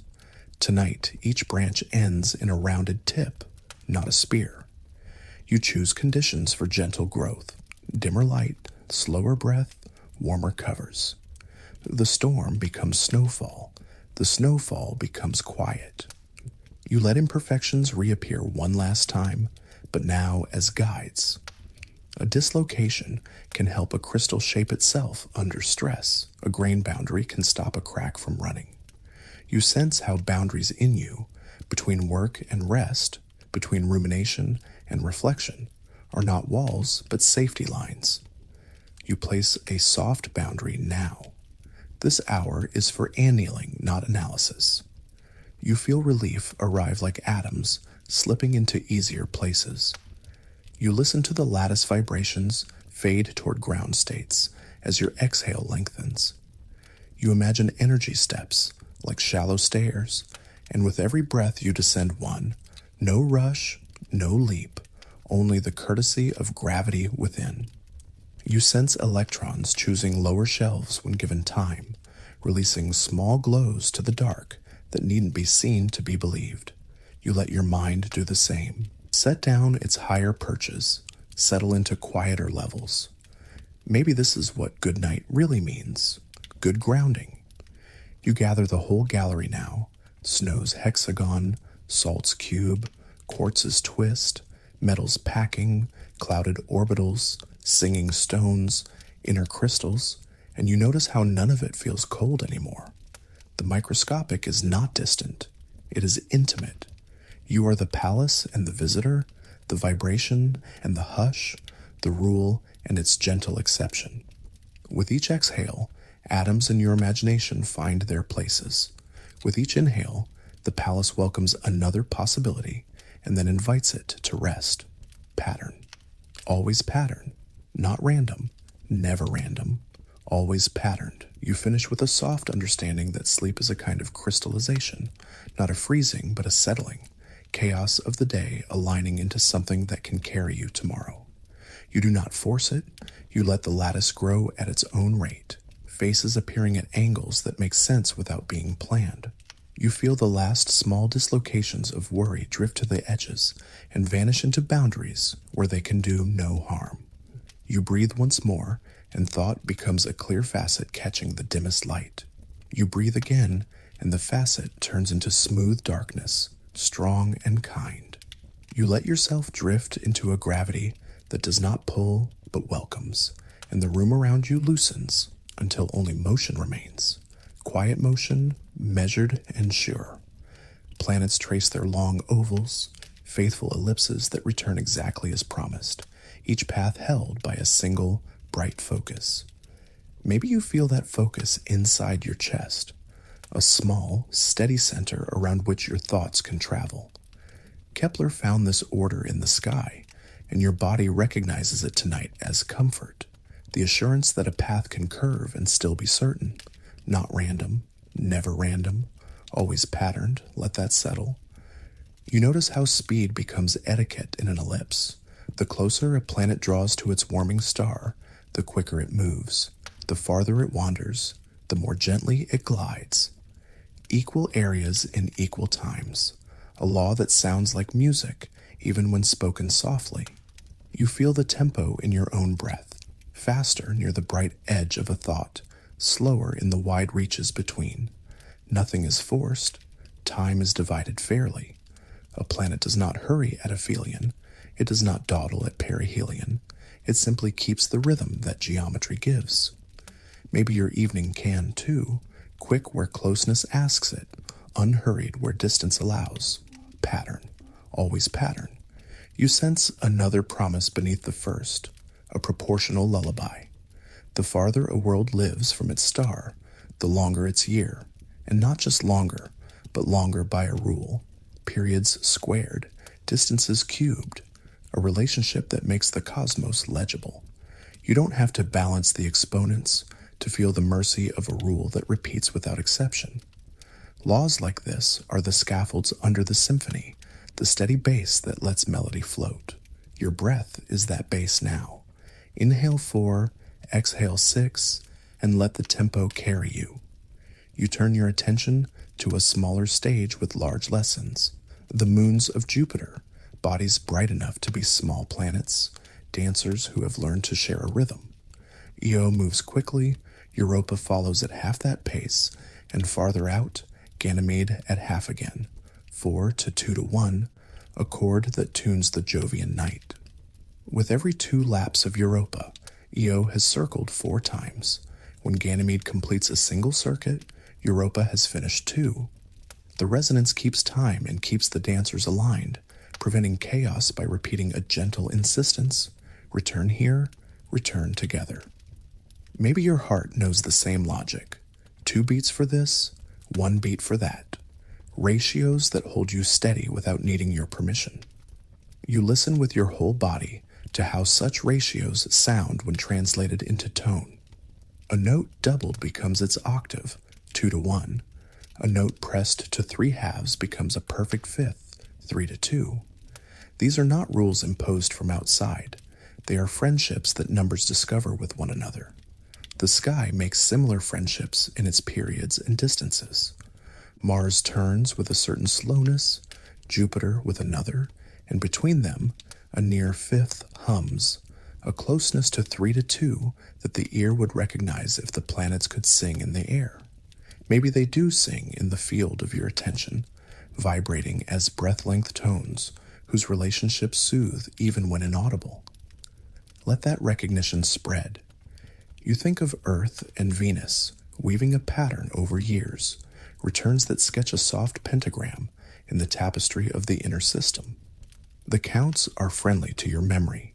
8 years, 13 of Venus's rounds, a ratio near a golden hush. You feel the old companion again, that number which divides lines so kindly and arranges petals in spirals. Here it is in orbits, hidden in timing, a rhythm just off exactness, just close enough to calm. Maybe closeness is what matters, resonance that needn't be perfect to be persuasive.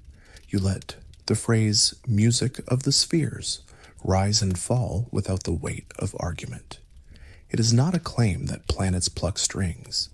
It is a noticing that order and harmony are kin. Kepler listened with geometry and heard the assurance you feel now. Motions can be ratios, and ratios can be felt as peace. Intervals that please the ear are often the simplest numbers. Motions that persist in heaven are often the simplest relations. You are being soothed by simplicity, intelligently placed. You return to Jupiter's moons and notice how resonance protects as well as pleases. The tugging at regular intervals keeps orbits from wandering into quarrel. Timing becomes diplomacy. In your own night, timing is mercy too. A longer exhale arrives exactly when it should, and calm takes the hint. A pause after the outbreath marks a gentle boundary, and thought decides to circle more slowly. Maybe you are entering your own 4 to 2 to 1, a personal cadence in which one breath invites 2 kinds of quiet and 4 kinds of ease. Let that cadence take root. You let the whole system widen. Saturn leans. Its rings like a record that remembers tracks you cannot hear but can imagine. Beyond, the outer worlds keep long measures, notes that stretch across decades, centuries. Closer in, Mercury flickers like a fast trill. Venus glows with measured patience. If you could convert periods to pitches, your room would fill with chords sustained and changing, a drone of vastness threaded with small bright tones. Maybe your pulse is already playing along, a basso continuo under a silver choir. Pattern. Always pattern. You close this part by placing one quiet truth inside your chest. You are not outside this harmony. Your breath is an orbit returning. Your heart is a metronome that adjusts with care. Your attention is a comet choosing a curve back toward the warm. You do not have to listen from a seat in the audience. You are seated in the orchestra, a note sustained by life, tuned by laws that love ratio and return. Inhale as if entering the bright near of perihelion. Exhale as if gliding the long calm of aphelion. The measure keeps itself. You are held within it. You listen more closely to how ratios keep worlds in conversation, and you feel that conversation as steadiness inside your ribs. Resonance is only timing that refuses to forget. A body tugged at regular intervals begins to answer with greater motion, like a swing that learns the hands pushing it. Moons learn this language from each other. Rings learn it from moons. Even gaps in rings are pauses shaped by a beat. Maybe your own pauses tonight are such helpful gaps, spaces carved by rhythm so that everything around them can remain graceful. Let that settle. You trace other pairs that favor simple counts. One distant ice world is safe because it keeps time with a giant it never touches, Pluto circling in a 3-2 rhythm with Neptune, every 2 orbits of Pluto answering 3 of Neptune. The near misses are not accidents, they are choreography. At Saturn, small companions call to the rings across empty space, and the rings answer with waves, spiral ripples frozen into turning. A moon named Mimas whispers 2 to 1 to a narrow region, and a clean lane opens where particles would have been. Other moons, Enceladus with Dione, Hyperion dancing near Titan, offer their own ratios. You feel how a pattern can clear a path as surely as it fills one. Pattern. Always pattern. You notice how resonance does more than keep order. It can kindle fire. Io is squeezed and released by the timing of its neighbors, tides in stone, rising and falling until rock becomes fluid and volcanoes draw lines of light across the night of Jupiter. Regular tugging becomes heat, and heat becomes change. You recognize this in yourself. The right repetition, breath paced kindly, thoughts guided gently, warms you into a softer state where stiffness melts.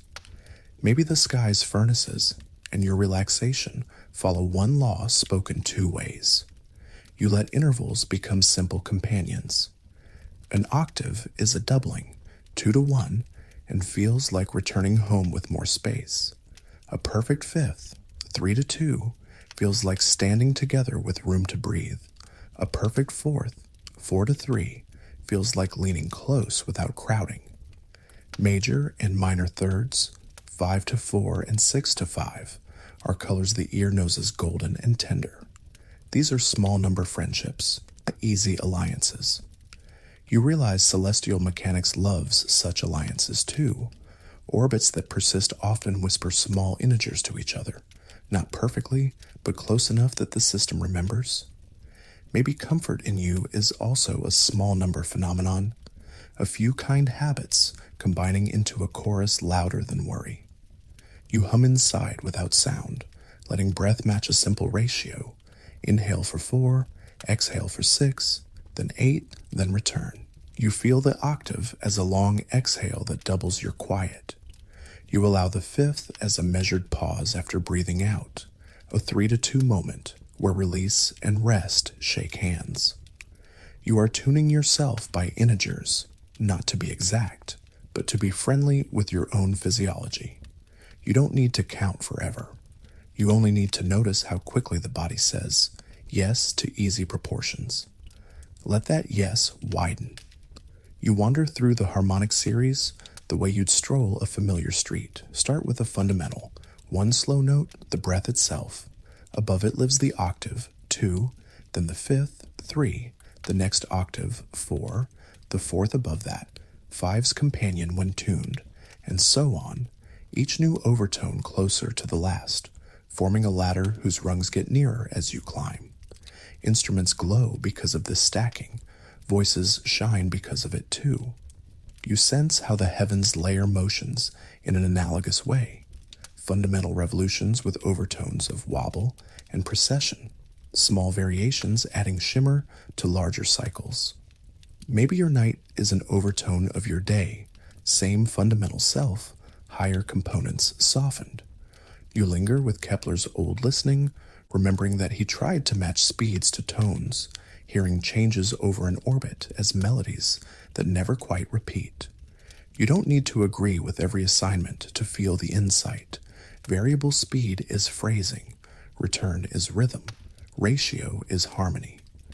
The mind that found ellipses was also the ear that found music in motion. You allow that mixed way of knowing to live in you tonight. Numbers that behave like feelings, feelings that behave like numbers, not random, never random, always patterned. You let tuning itself offer a kindness. There are many ways to place notes across the span of an octave. Some systems keep intervals pure and sacrifice universality. Others distribute imperfection evenly so that songs can roam in any key. You recognize this in your choices. Sometimes you protect one relationship and accept roughness elsewhere. Sometimes you spread the compromise so everything works well enough. Equal temperament is only the art of being fair to many songs. Maybe your evening adopts the same fairness, not perfect in any one measure, but welcoming to every mood that visits. You listen for clocks in the sky and hear a new kind of instrument. Pulsars, dead stars still singing. Their beams sweep space with a regularity that would shame any metronome. Some spin once every second, others hundreds of times, each rotation a tick you cannot hear but could set a watch by. You imagine letting such steady pulses drape across your chest like a blanket of even squares. You align for a breath or two, inhale on one, exhale across two, and feel steadiness offered by an object that died and yet persists in rhythm. Maybe persistence is rhythm's greatest gift. It keeps you even when stories change. You sense how timing links the smallest and the largest without strain. The beat of a pulsar, the circuit of a moon, the year of a planet, the slow nod of a planet's axis over thousands of years. Each is a tempo, and each can become a companion if you choose to listen at its scale. You don't have to. Tonight, you listen at human scale, where the heart's lub-dub is the drum, where breath is the bowed string. Yet knowing the other tempos exist makes yours feel less alone. Let that companionship lighten your chest. You return to the rings one more time, because they are music made visible. Waves in them mark resonances, like notation written in ice. Some waves compress. Density swells traveling through the disk. Others wrinkle vertically, lifting and lowering the ring plane as if nodding along to a hidden choir. Each pattern has a frequency, and each frequency has a name if you care to give one. You don't need the names. You feel the dignity that repetition confers. The ring is calm not because nothing happens, but because what happens happens with poise. You borrow that poise now. You bring the thought gently home. The same mathematics that lets an interval please your ear lets orbits keep their choreography. Fractions and powers, durations and distances, these are not cages. They are frameworks for grace. Your breath finds its place on the framework effortlessly because life came up through a universe that already loved rhythm. You belong to this. You are not listening from the outside. You are a timbre woven into the chord, a texture that only you can add. Pattern. Always pattern. You close this part by placing your palm where you can feel a pulse and noticing how quickly it learns from simple counts. 4 taps for the in-breath, 6 for the out, 8 for the rest between thoughts. You observe without correcting, and the observation itself becomes a soft conductor's hand. Somewhere far away, moons keep appointments. Somewhere nearer, a dead star ticks. Somewhere within, your own measures align. Nothing demands. Everything invites. You accept the invitation to keep time with what keeps you. You let the cosmos place a quieter instrument in your hands. Ripples that do not move through air or water, but through the fabric that holds both, spacetime itself. 2 heavy bodies spiral together far away, and their final embrace releases a rising tone, a brief glissando that lifts and fades, a chirp so soft it can only be heard by listening to distance itself. That listening has happened. The universe has been caught singing with gravity. You do not need the detector's names to feel the comfort. Even the dark uses rhythm. Maybe every union leaves music behind, and the music is a promise that nothing moves alone. Let that settle. You sense how those ripples travel, unimpeded, crossing galaxies as calmly as moonlight crosses a room. By the time they reach you, they are almost impossibly faint, yet faint does not mean fragile. Like the hush between heartbeats that still anchors your entire pulse, the whisper of gravity's wave carries certainty. You imagine your breath as a translation device. Inhale, and the wave arrives. Exhale, and it passes through, leaving a new ease in its wake. Pattern. Always pattern. You turn your ear inward to the oldest lullaby the universe knows, the afterglow of a time when everything was light and pressure and sound. Long before there were stars, space was filled with a hot, ringing plasma. Density swelled and thinned like a cosmic drumhead. When the world cooled enough to become transparent, that ringing froze into a map of harmonics, a sky-filling chord we still receive as a soft, cold light. You can call it a background if you like, but tonight it is foreground, the first music, stretched and lowered by expansion until it hums beneath everything. Maybe your calm recognizes its ancestor. You picture those early oscillations as a choir of scales, fundamental notes, and overtones arranged in peaks, each peak a memory of pressure standing still and then moving again. The pattern is not decoration. It is a record of how quickly sound crossed the young cosmos, how gravity and light negotiated a shared tempo.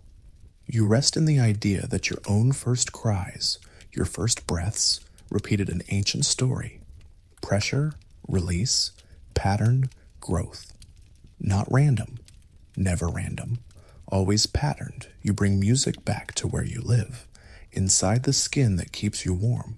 Your heart lays down a rhythm, not like a machine, but like a musician with taste.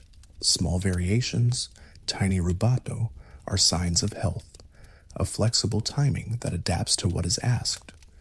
You feel that variability as kindness, a willingness to linger or to move on. Your brain sings too in bands we have named for Greek letters, waves that slow as you descend toward sleep, from wakeful tempos to the gentle delta of deep rest. Maybe the conductor is only your attention. When it lowers the baton, the orchestra darkens to velvet. You notice how atoms and molecules carry signatures of their own, vibrations and bonds, rotations that click into quantized steps, spectra that read like barcodes to the instruments that listen. Heat is a crowd of these motions. Cold is their quieting. Even in stillness, the smallest players sway. You do not need to hear them to trust they are playing in tune with the laws that shaped them. Your body is an ensemble of ensembles, a layered harmony. You are not outside the music, you are written in it. You invite dissonance and resolution to show themselves without drama. In sound, close notes beat against each other until they either settle into a new consonance or step apart. In orbits, small mismatches tug and precess. The ellipse rotates slowly. The system explores its options and then finds a long compromise. Tension is not a mistake. It is how a phrase knows where to go next. Maybe your day's rough chords were a prelude, and this night is their resolution, a cadential exhale that returns you to the tonic of yourself. Let that cadence arrive. You let tuning's mercy visit again. Some intervals will never be perfect together in every key. A choice must be made about where imperfection will live. Spread out fairly, it becomes unnoticeable. Clustered, it demands attention. You decide where to place your small roughness tonight. You spread it thin across everything instead of letting it bite in one place. Your jaw loosens, your hands open. A problem that wanted a solo is given a seat in the chorus and sings itself quiet. Maybe balance is only the art of distributing strain until it melts. You offer your breath to the orchestra as a steady oboe that gives the pitch. Inhale to 4, exhale to 8. Repeat until the rest of you tunes to that simple statement. Then, if it feels right, lengthen the exhale to 10, then 12, and hear the octave in the doubling, The sense of coming home, only lower, only calmer. You place a brief pause after the outbreath, a 3-to-2 friendship with the inhale, just long enough for the body to nod. Yes, I felt that. You are using ratios as keys. They open without force. Pattern, always pattern.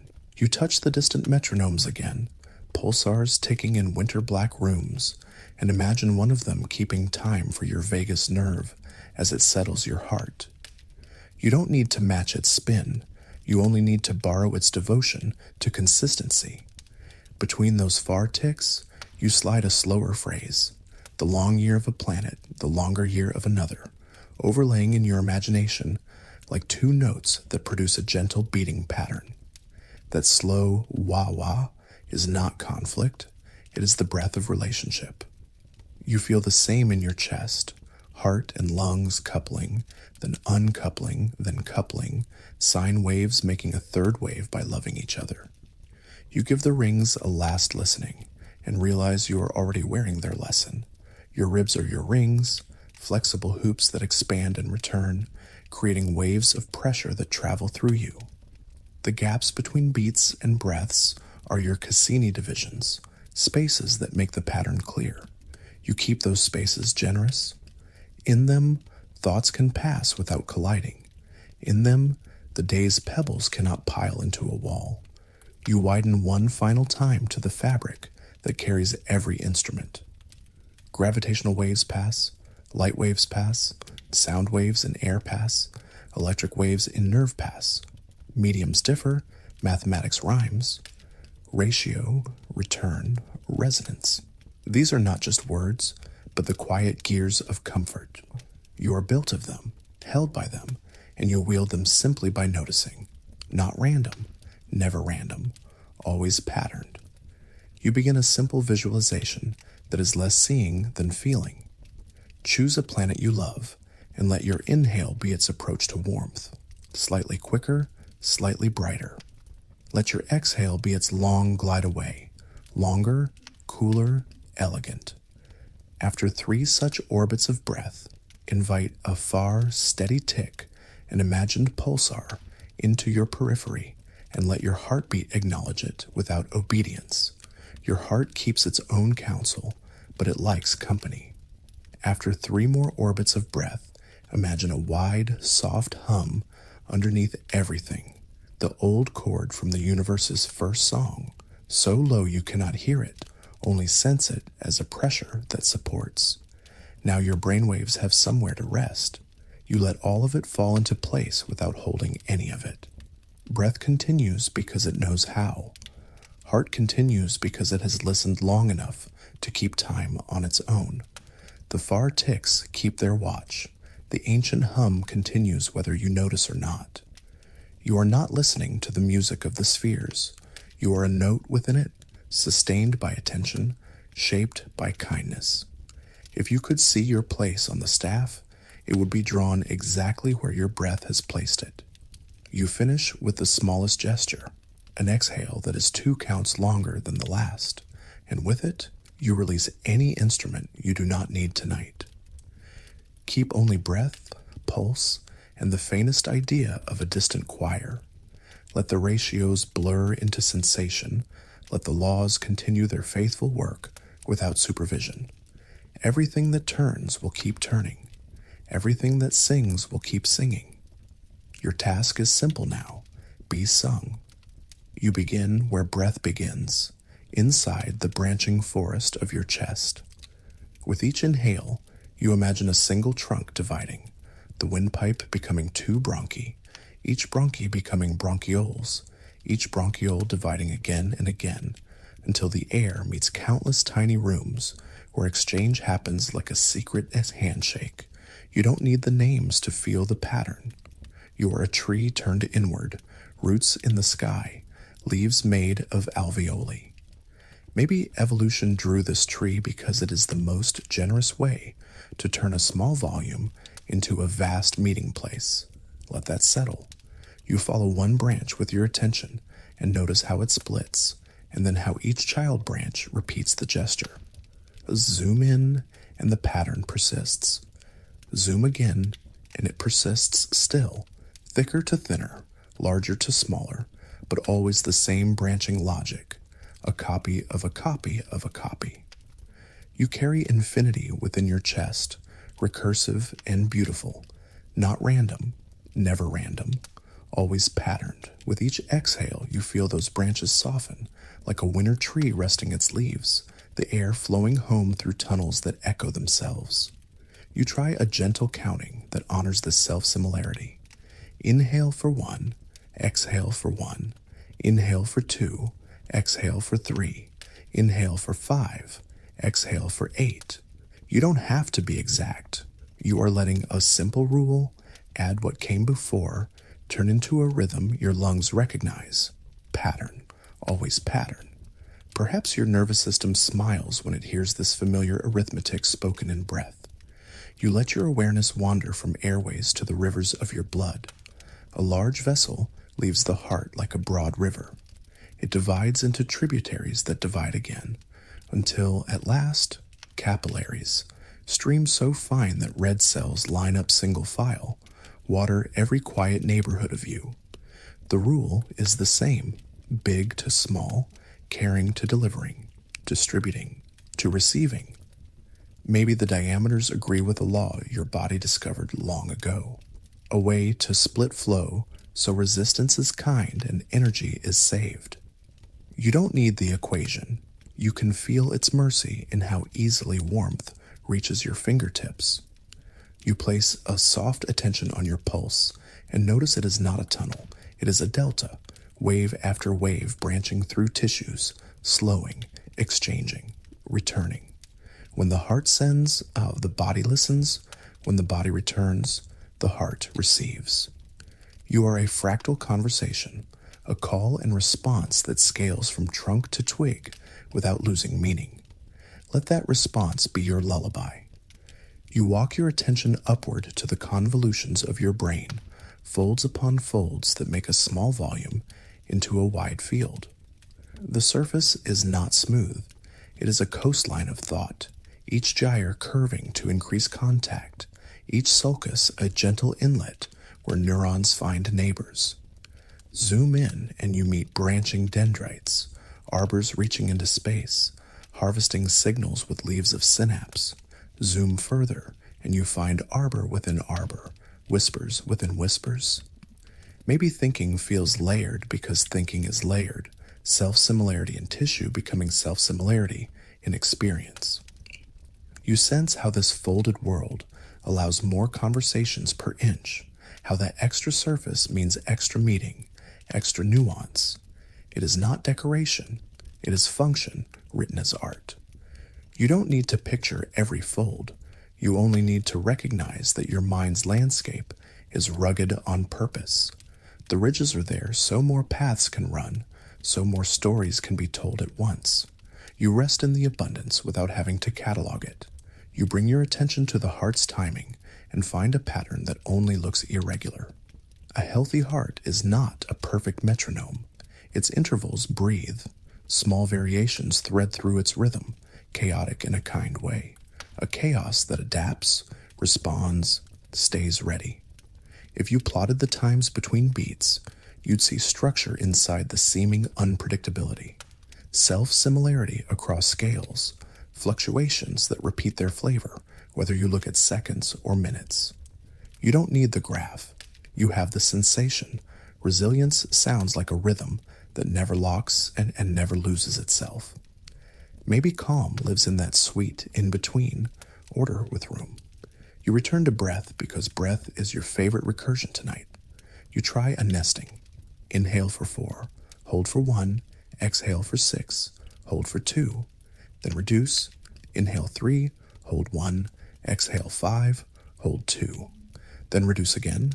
Inhale 2, hold 1, exhale 3, hold 1. The pattern is not a rule to obey. It is a spiral stair that gently narrows as you descend, each turn like the last, each step smaller, each step softer. If numbers distract, you let them go and keep only the feeling of a little less, a little longer, a little easier. You feel your skin as the boundary where inner fractals meet outer ones, and recognize the same signature in smaller structures, the branching of tiny nerves, the microtextures of pores and hairs. You are a gallery of repetition with variation, a museum where each room is the same idea expressed differently. Maybe this is why you rarely tire of looking at yourself with kindness. There is always more pattern to notice, always another scale where beauty repeats. You test self-similarity with imagination as magnifying glass. You choose a point at your throat where breath passes, then zoom your attention inside to passages that divide and divide. You choose a point at your wrist where blood flows, then zoom to arterioles, capillaries, the briefest embrace of exchange. You choose a point behind your eyes where vision begins, then zoom to branching cells, to tiny computations repeated across the retina's grid. At each zoom, the architecture holds. Maybe this is the essence of trust, that the shape of care repeats no matter how close you look. You picture a fern because ferns learned the same lesson your body learned. A frond mirrors the whole plant, and a leaflet mirrors the frond, and a tiny piece mirrors the leaflet. You realize that nature likes to solve problems by repeating good answers, scaled. Your lungs solve the problem of surface area this way. Your vessels solve the problem of distribution this way. Your neurons solve the problem of connection this way. The repetition is not laziness, it is elegance. Let that elegance feel like relief. You linger with a whisper of infinity, not as a number that grows without bound, but as the feeling that there is always more detail if you invite it. You could have and have again and never arrive at nothing. That is how your attention can keep finding new places to rest within the same breath.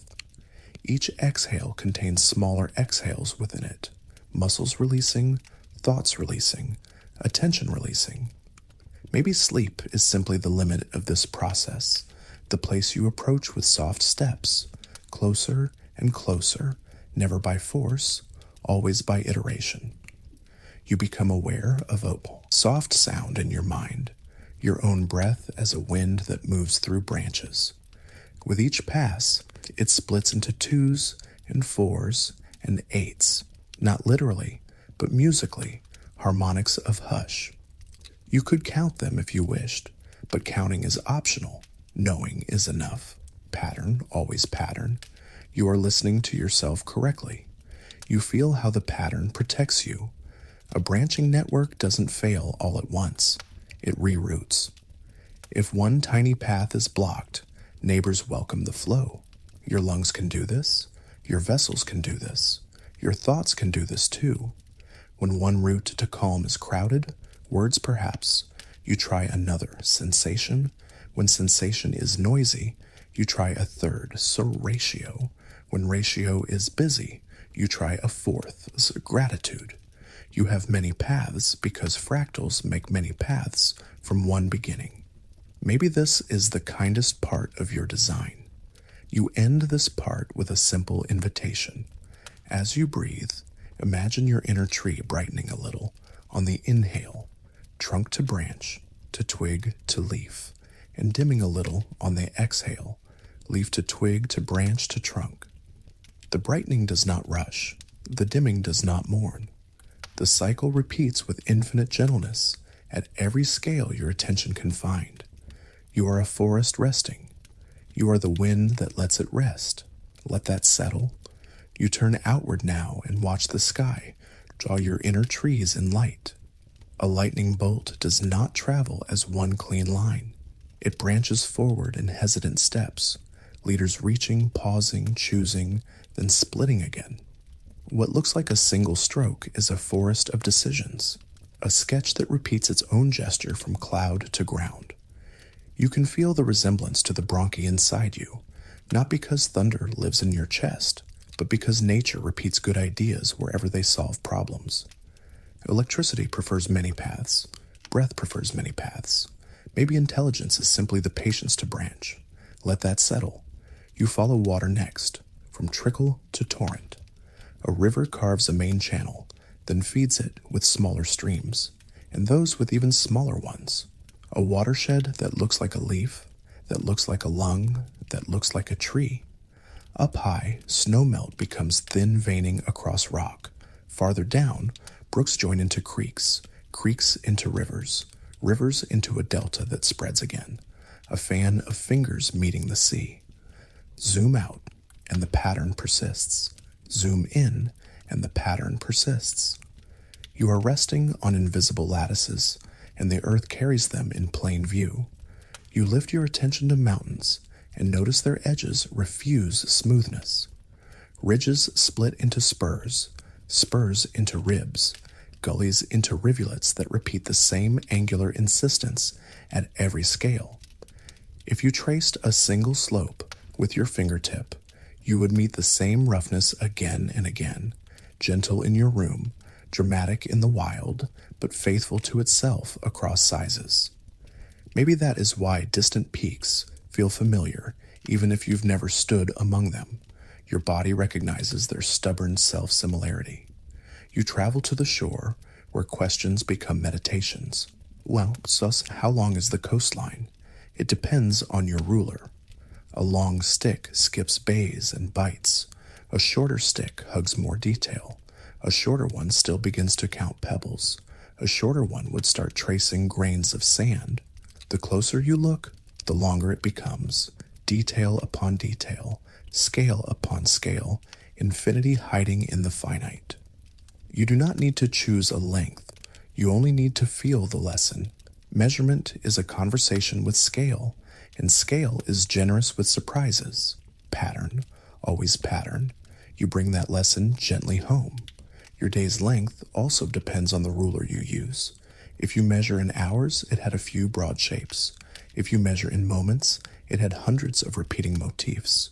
Reach, grasp, release, begin, continue, finish, open, notice, soften. Inside each motif, smaller ones. Coffee becomes warming, lifting, tasting. Conversation becomes hearing, pausing, answering. Work becomes plan, attempt, adjust, again and again, a cascade. Maybe time is fractal because attention is fractal. Wherever you place it, you find a pattern that looks like its parent. You let memory step forward with a nested smile. One recollection contains another. The day you learned a song includes a room. The room includes a chair. The chair includes a thread in the fabric, and the thread includes a story of a hand that sewed it. You can descend as far as you like. You can rise as far as you like. Memories nest not in straight lines, but in folds. One thought repeats the shape of the last while carrying new detail. If you listen, you can hear the recursion, remembering that you remembered a remembering. Maybe consciousness is a hallway of mirrors that refuses to trap you because each reflection is slightly different, each one offering a new angle of the same kindness. You rest a palm over your heart and invite a soft counting that echoes your inner trees. Inhale 1, exhale 1, inhale 3, exhale 5. You can stop at any rung and drift, or continue the staircase down until numbers dissolve into feeling, longer out than in, like branches that narrow with every split. If counting becomes a net, you let it drop and keep the shape of the net, the sense of repetition that changes size while keeping character. Drift with that thought. You picture a zoom that soothes. Begin with the world, continents, and cloud swirls. Zoom to a coastline, jagged and alive. Zoom to a bay, inlets like fingers. Zoom to a cove, rocks stippled with tide pools. Zoom to a pool, miniature shores and islands. Zoom to a shell, ridges repeating. Zoom to a ridge, tiny serrations echoing the whole. At each step, say softly, same, smaller, and feel your shoulders let go. Then reverse, same, larger, back to the world, back to the room, back to your breath. You have practiced infinity without strain. You invite the night sky back in, not for stars this time, but for the branching of dark between them. The cosmic web that strings galaxies along filaments, nodes where clusters gather, voids like great quiet rooms. If you could trace that web, you would see again the tree you hold inside you, only larger by impossibly many steps. Maybe connection chooses the same path, whether it moves oxygen or gravity, distributed, branching, efficient, beautiful. You belong to that family of shapes. You greet a small paradox that turns gentle when spoken softly. Chaos can be structured, the edge of a flame, the shape of a cloud, the path of a plume in still air. Each flickers with randomness that becomes recognizable when you look with the right eyes. Fractal dimension lives here, a number that says, more than a line, less than a plane, a way of admitting that some borders occupy more space than you expect. You don't need the number. You only need the feeling that some edges are richer than they seem. Your sensitivities are such edges, more than points, less than continents, worth exploring with care. You listen to the brain's own rhythms and feel how self-similarity lives in time. Fast waves ride on slow waves. Slow waves are themselves modulated by slower tides. Cycles sit inside cycles, the way rings sit inside a tree trunk. Wakefulness has its micro patterns, drowsiness, its larger swells.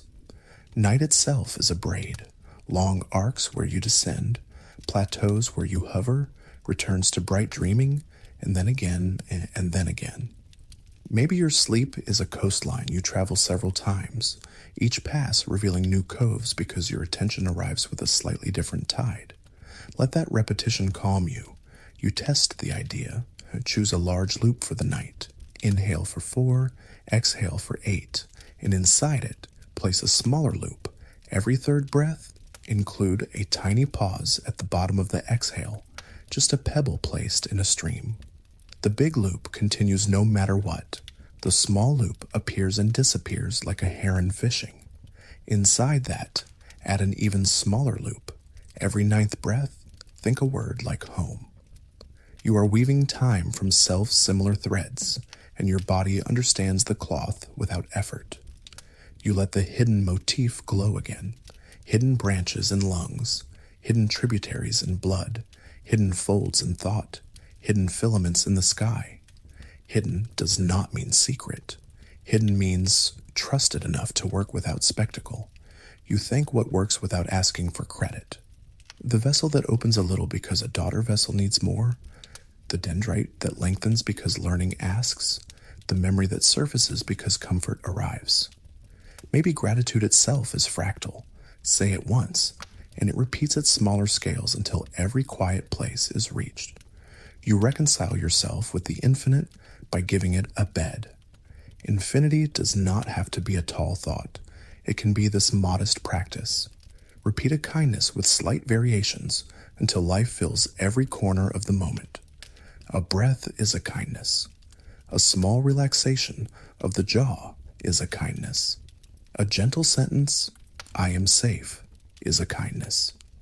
Repeat them at different scales, breath to breath, minute to minute, hour to hour, and you will watch a pattern grow strong enough to support your dreams. Pattern. Always pattern.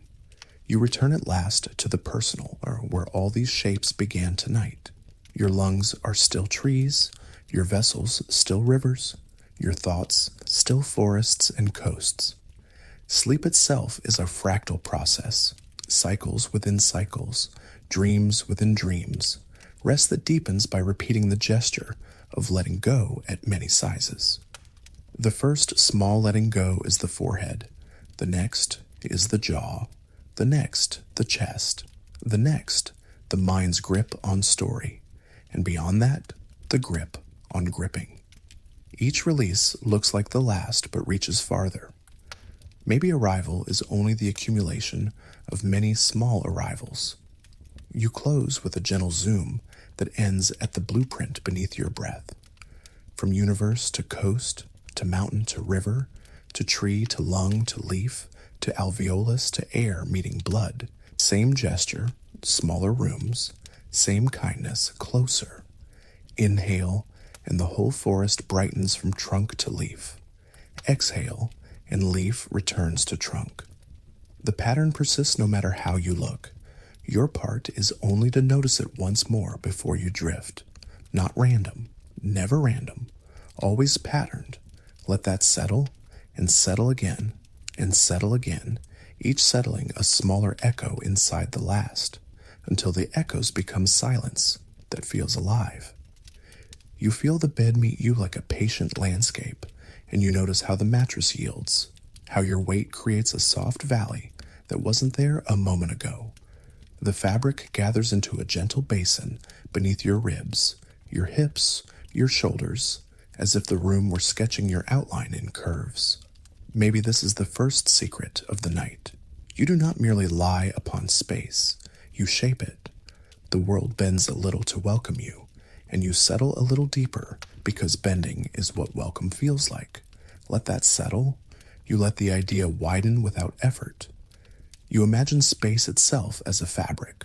No cloth, no weave, only the pure geometry that everything lives in, stretching wide and quiet.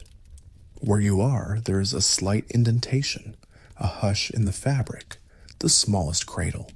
Your presence bends the universe around you, not metaphorically, literally. Every atom of you makes tiny dimples in reality's sheet, and you rest in the collective curve you create. Maybe gravity is only the story geometry tells when it learns your name. You notice how that curve changes the way things move near you. A rolling bead on a tilted stretch of blanket will drift toward the hollow, not because the bead loves you, but because the straightest possible path is no longer a straight line. In curved space, straightness itself learns to lean. These are geodesics, paths that feel effortless to anything that follows them. Light follows them too. A beam crossing your room meets a field so faint you cannot sense it, yet the beam listens all the same. Your own mass, slight as it is, asks every passing photon to nod as it goes by. Maybe this is the kindest power you carry, to be so gently persuasive that even light inclines to your presence. You let your eyes rest, or your mind's eyes, and listen to the air. In the dim, a thin dust glows where stray light finds it. You imagine those specks as tiny stars in a private cosmos, each one tracing its easiest path through the gentle wells your body and your room create together. The dresser has a curve, the window frame has a curve, the planet beneath you has a deep one, you have a small one, and the sum is a field of persuasion that guides without grabbing. Pattern. Always pattern. Guidance without grasping, like breath itself. You invite starlight into the thought, not the distant fact of it, but the way a ray would travel if it brushed a heavy companion on the way to your wall.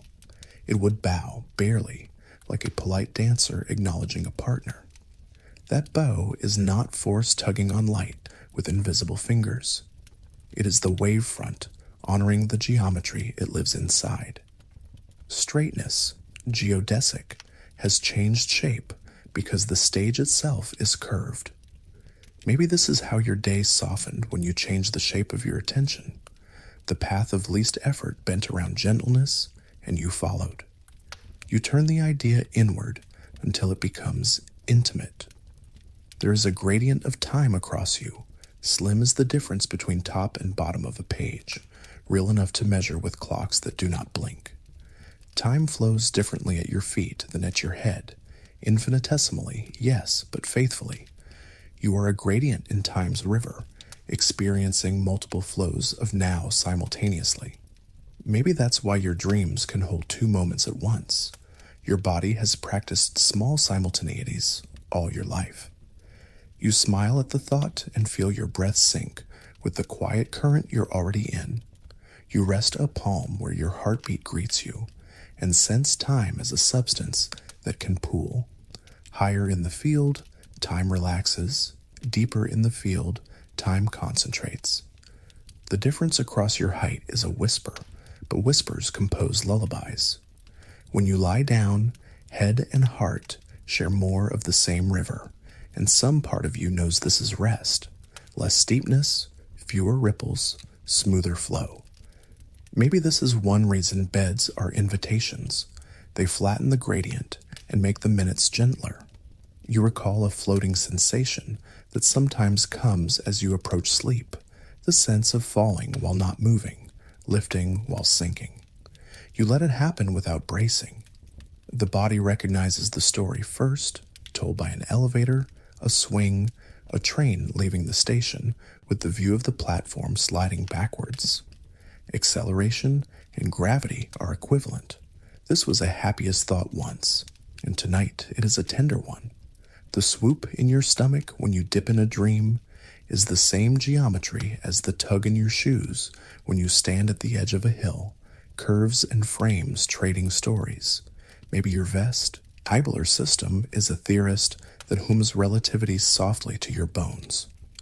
You let the bed become your reference frame, a ship in calm water, and notice how everything you need stays put, because you have agreed on a language of rest with your surroundings. If the bed were to rise, you would feel a press that mimics gravity. If the bed were to fall, you would feel lightness that mimics escape. The principle does not ask you to solve it.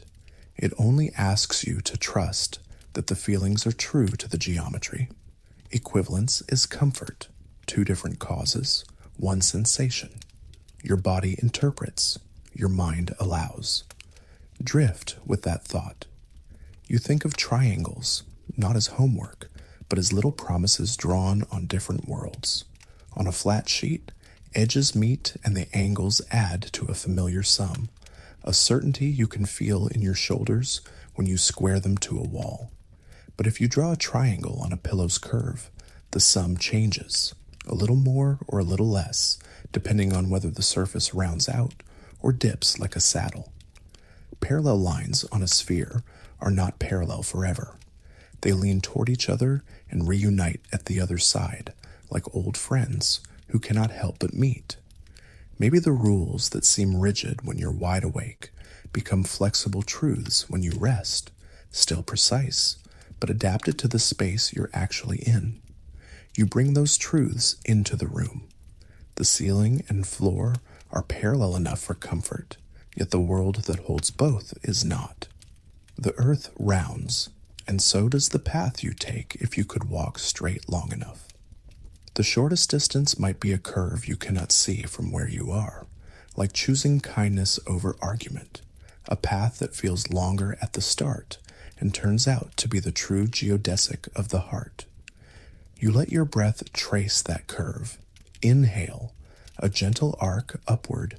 Exhale, a returning arc to where you began, only softened. You rest in the idea that straight is a local word. It means no turning here, not no turning anywhere. Your thoughts obey it too. A single thought feels straight for a while, then meets a large shape, memory, meaning, mercy, and curves naturally around it. No force pulls. The space of your mind is simply contoured. Maybe this is why the right insight arrives when you stop pushing. You allow the mental geodesics to find its own bending through a field made gentler by breath. You listen to the murmurs at the edges of perception, hums of appliances, distant wheels on far pavement, your own circulation, and think of them as photons and phonons crossing a tiny landscape warped by you. Somewhere in their journey across the room, they nod to the curve you make just by being. You do not need to feel important for this to calm you. You can feel included. You are not a passenger in the universe. You are part of the track it lays. Not random, never random, always patterned. You let time become elastic the way it likes to when drowsiness approaches. Minutes thicken, seconds stretch into soft taffy. A long exhale contains a whole afternoon's worth of sighs. Then, with a blink, time can fold. An hour becomes a step. A night becomes an instant's arc. This is not confusion. It is curved experiential spacetime. In deep rest, attention moves along geodesics that do not match the clock's grid, and that mismatch feels like magic because it is only geometry wearing comfort. Maybe your best sleep is a clever curve that crosses the same distance with fewer sharp turns. You breathe into the mattress valley again and imagine the planet's larger valley beneath you. The big, round basin Earth makes in the fabric we all share. You and the bed and the table and the lamp live in that bowl together, rolling in place without effort because the bowl is huge and the motion it asks is patient. If you could see your path through this night, it would be a small curve nested in a vast curve, nested in an even vaster one, the way your breath sits inside your hour, and your hour inside the night, and the night inside the year. Maybe safety is what nested curves feel like from the inside. You remember that light slows when it passes through glass, not because anyone grabs it, but because the medium asks it to lounge a little, to reroute. Spacetime is a medium too, and mass is how the medium announces its roots. Your presence writes faint routing notes for the photons in your room. They obey because that is what light does. It honors the map. You realize you can write maps inside yourself with the same courtesy. Slower here, smoother here, a gentle detour around worry by how you breathe and where you rest your attention. You sketch, and your experience follows. You try a small practice, like a pocket version of general relativity for the body. Inhale to 4 and picture the fabric around your ribs stretching slightly, a local flattening that lets the inner world expand. Exhale to 7 and picture the fabric gently curving again, offering you back to the hollow you made. Pause at the bottom for 2 and imagine time pooling there, thick and sweet. Repeat until the words vanish and only the feeling remains. The world yields, you yield. The path of least effort flows through both. Maybe equations are only lullabies that work even when sung without numbers. You consider weightlessness, the way astronauts drift, not because gravity is gone, but because they and their ships are falling along geodesics together, continuously missing the ground. You feel the kinship with sleep. You become weightless, not by removing the world, but by aligning with it, by letting go of the friction that makes you feel separate from the curve you are already following. The floating, falling feeling is not a failure. It is a sign that your frame and the world's frame have found a shared story. Let them agree while you rest. You invite non-Euclidean play into your thoughts as dream logic with excellent manners. Parallel worries meet and cancel like lines on a sphere. Triangles of intention and attention and compassion have sums greater than the neat 180 you expect, which means there is more space for care than logic allows when logic is flat. Or else the surface dips and the sums shrink, and paths that seem divergent join again on the far side. Maybe kindness is the curvature that brings lines together that would never touch in a harsher space. You notice how the architecture of your room, corners and planes, gives way in the soft theater of your mind to domes and saddles and tunnels. The pillow becomes a hill where straightness wraps. The blanket becomes a pass where straightness dips. Through these shapes, your thoughts take the shortest routes possible in the space they inhabit. If a memory arrives, it is because a geodesic led there. If another departs, it is because its route has lengthened and turned away. You do not push traffic. You maintain the landscape with breath. You let the hidden motif whisper again. Hidden curvature in the mattress, hidden curvature in the planet, hidden curvature in the minutes, hidden curvature in the mind. Hidden does not mean absent. Hidden means gentle. Everything bends a little to fit you tonight. Your jaw bends open into relief. Your shoulders curve from effort into rest. Your timeline arches from task into untask, and you ride its slope home. Pattern. Always pattern. You allow one last thought to resolve like a chord. Gravity is geometry felt as tenderness. When space curves, things meet softly, without hooks, without strings, because the path of least effort leads them to each other. Sleep is geometry felt as tenderness too. When attention curves, consciousness meets quiet without force, because its best path leads there. Maybe this is the momentum shift you have been waiting for, not a push, but a learning to lean. You return to the beginning with new weightlessness. You feel the mattress cradle, the small valley you make, the welcome in the fabric. You breathe once as if you are the curve. You breathe again as if the curve holds you. You breathe a third time as if there is no difference. Time thickens where you need it to. Distances round out. Straightness becomes kindness. Starlight bows as it passes you. Minutes bow as they pass you. Worry bows as it passes you. You are not forcing sleep. You are taking the shortest path to it in the space you inhabit. Maybe the path is nothing more than this.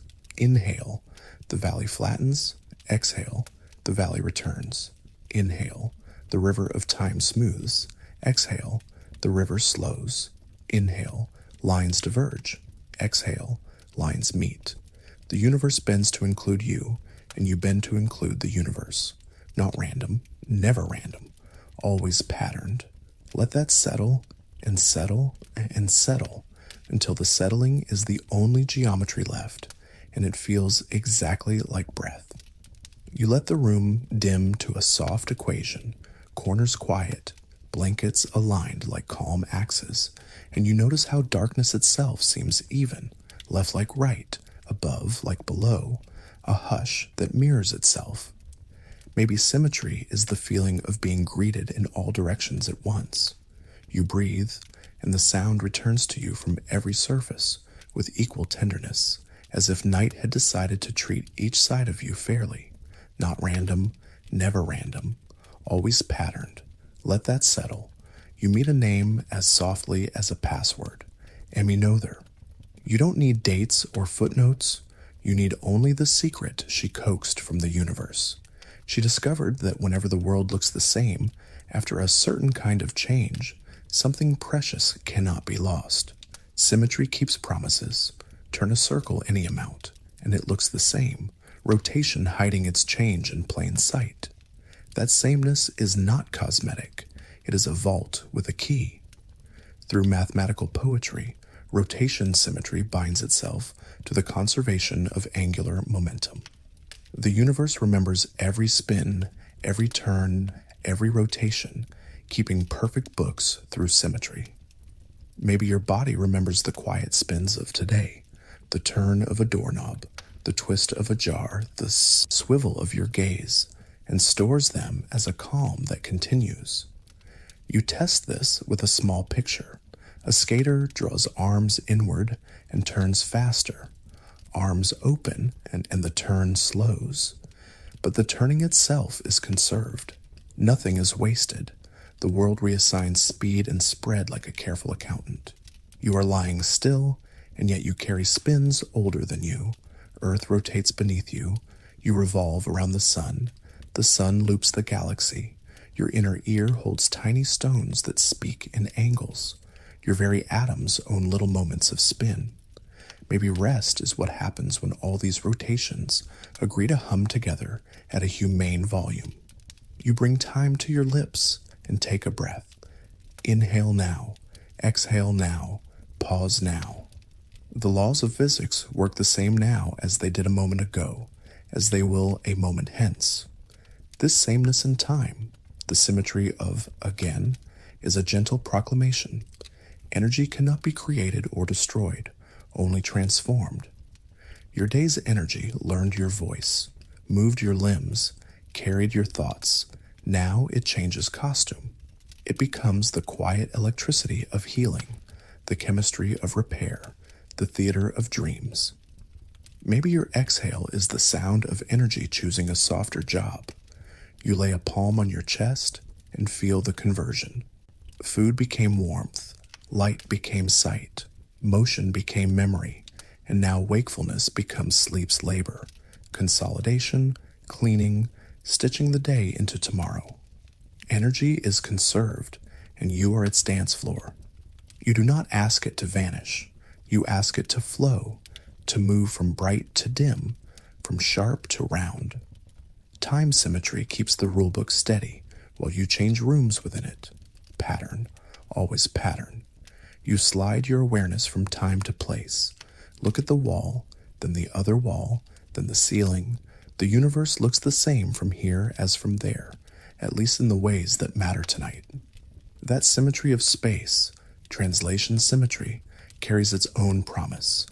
Momentum, once given, persists. A thing set in motion stays that way unless a conversation, force, asks it to change. Even in your stillness, you are a library of momentum. The room spins with Earth, or Earth with Sun, Sun with galaxy. Your blood travels corridors with measured insistence. Maybe the reason stillness feels alive is because momentum is still whispering through you in quiet corridors. You think of turning the whole scene like a coin. Rotation again, spin symmetry that refuses to change the picture, no matter how gently you rotate it. The promise is angular momentum. The feeling is assurance. If you roll onto your side, the physics is unchanged. The book of turns stays balanced.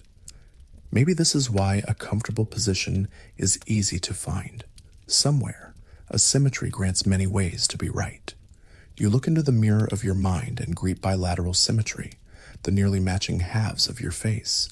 Eyes meet eyes, cheek mirrors cheek, lips form a center line like a tranquil axis. It is not perfect. One brow lifts a little higher, one dimple gathers more often. The small asymmetries are personality. The larger symmetry is invitation.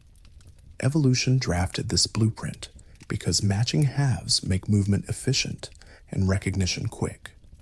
Maybe every time someone sees you and softens, a symmetry has done its good work. You let no other's whisper return. For every symmetry, a conservation law. You walk your breath through them like a rosary. Rotation, angular momentum, time translation, energy, space translation, momentum.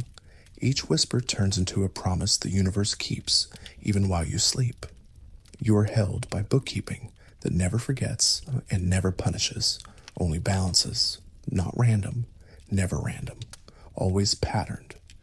You wander into deeper rooms where the lights grow subtler. There is a symmetry that hides in phase, a circle you can turn in the invisible space of how much wave a field has. Turn that phase everywhere by the same amount, and nothing you can measure changes. The equations smile because they look the same. That simple invariance, global gauge symmetry, ties itself to a conservation you already feel coursing through you, electric charge. The fact that your heart can beat, that nerves can whisper, that light can speak to matter with consistency, these are gifts wrapped by gauge symmetry. Maybe every gentle thud in your chest is a thank you note to an invariance you cannot see. You let that phase idea localize, become more intimate. What if the phase could change from place to place, moment to moment, and the laws still refuse to care? To keep that promise, the universe had to create a companion field, a way to compensate for every little twist so that sameness could persist. You have met this companion your whole life as electromagnetism, the field that holds you in the web of light and warmth. Symmetry demanded a friend, the universe obliged. Maybe relationships are physics appearing as kindness.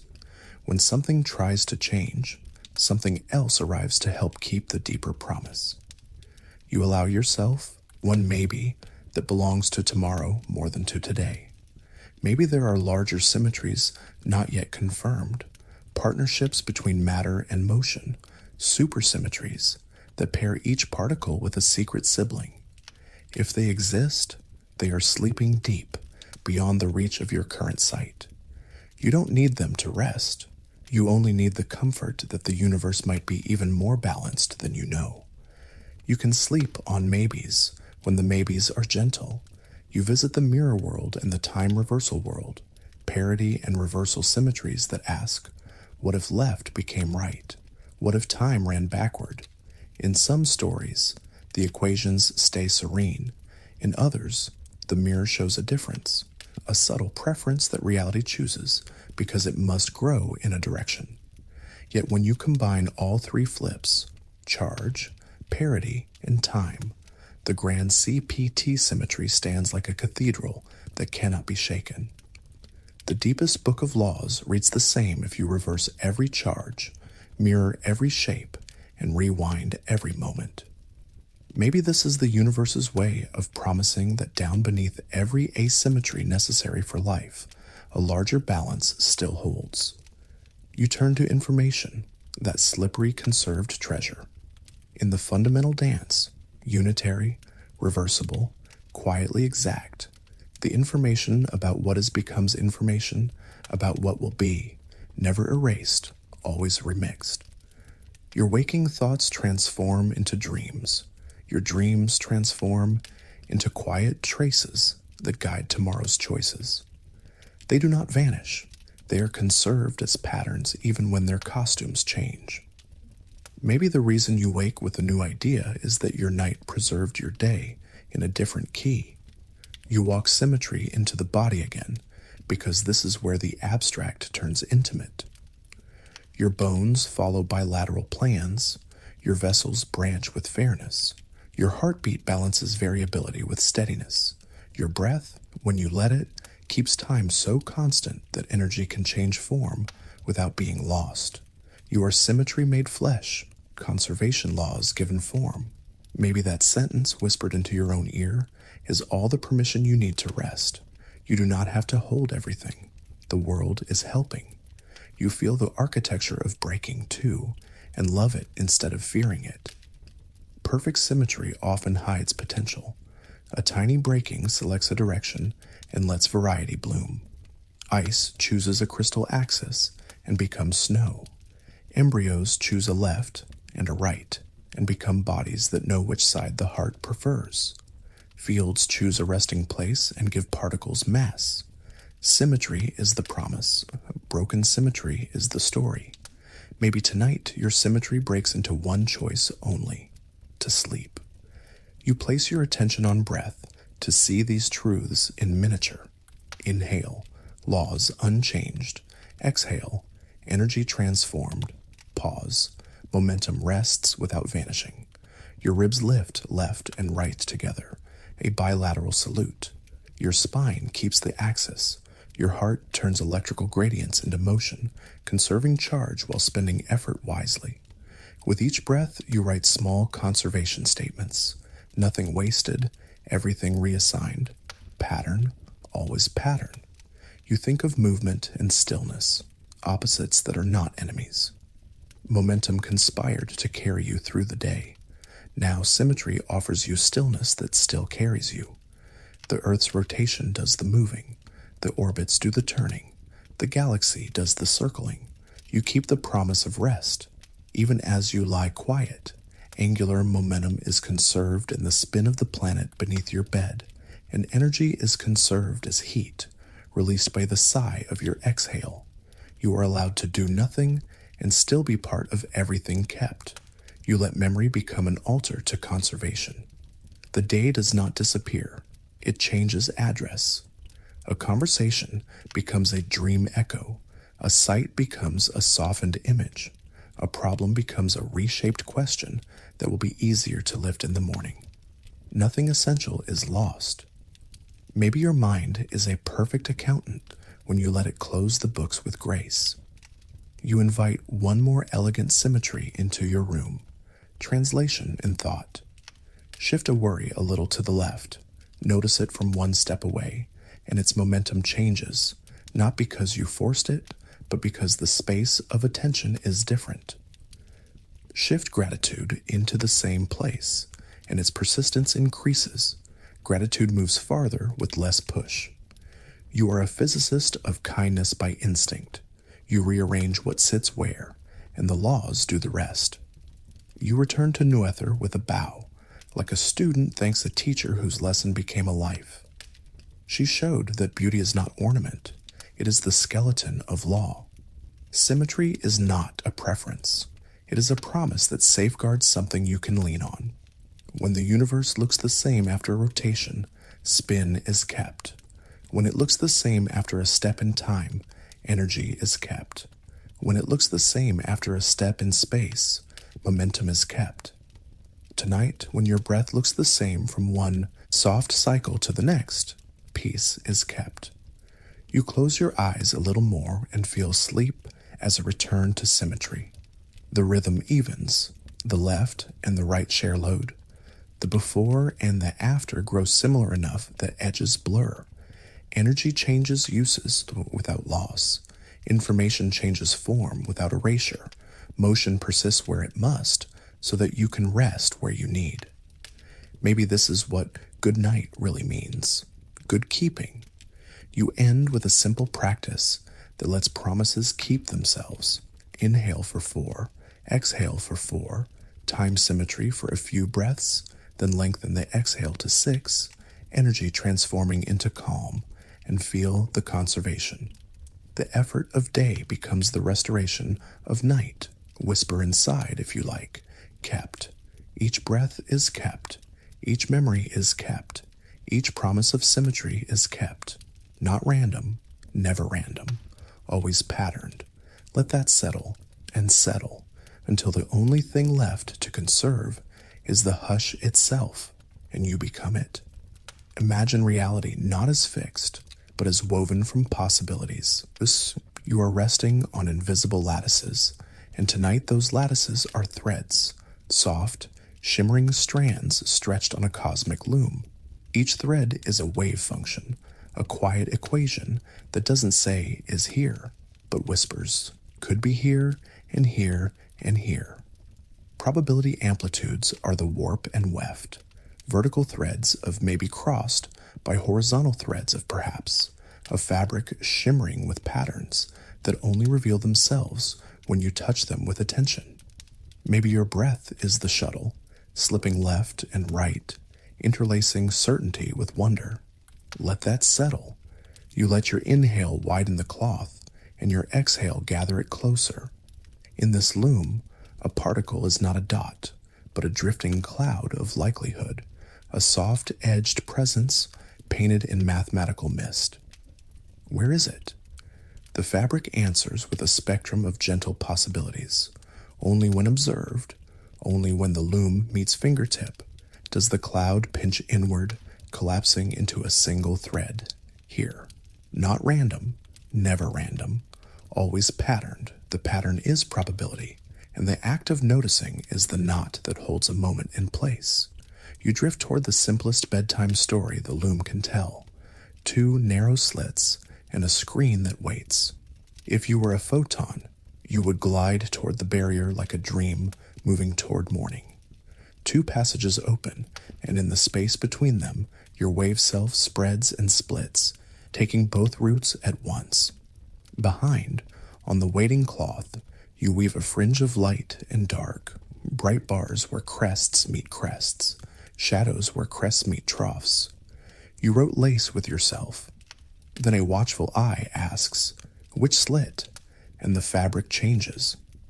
The loom must answer with a path, and the lace dissolves into simple twin bands. Maybe choice is a kind of light. Maybe being seen is a narrowing that helps the world decide its shape, for a heartbeat. You try the feeling on the inside. When you do not look too closely at a thought, it stays soft, both and rich with alternative roots. When you pin it hard with which way, it chooses and becomes a single line you can follow. Superposition is not strange if you live gently. Like how you can be more than one version of yourself in a dream, a particle can hold multiple states, overlapping like whispers, until measurement asks for a solo. You don't need to name eigenstates.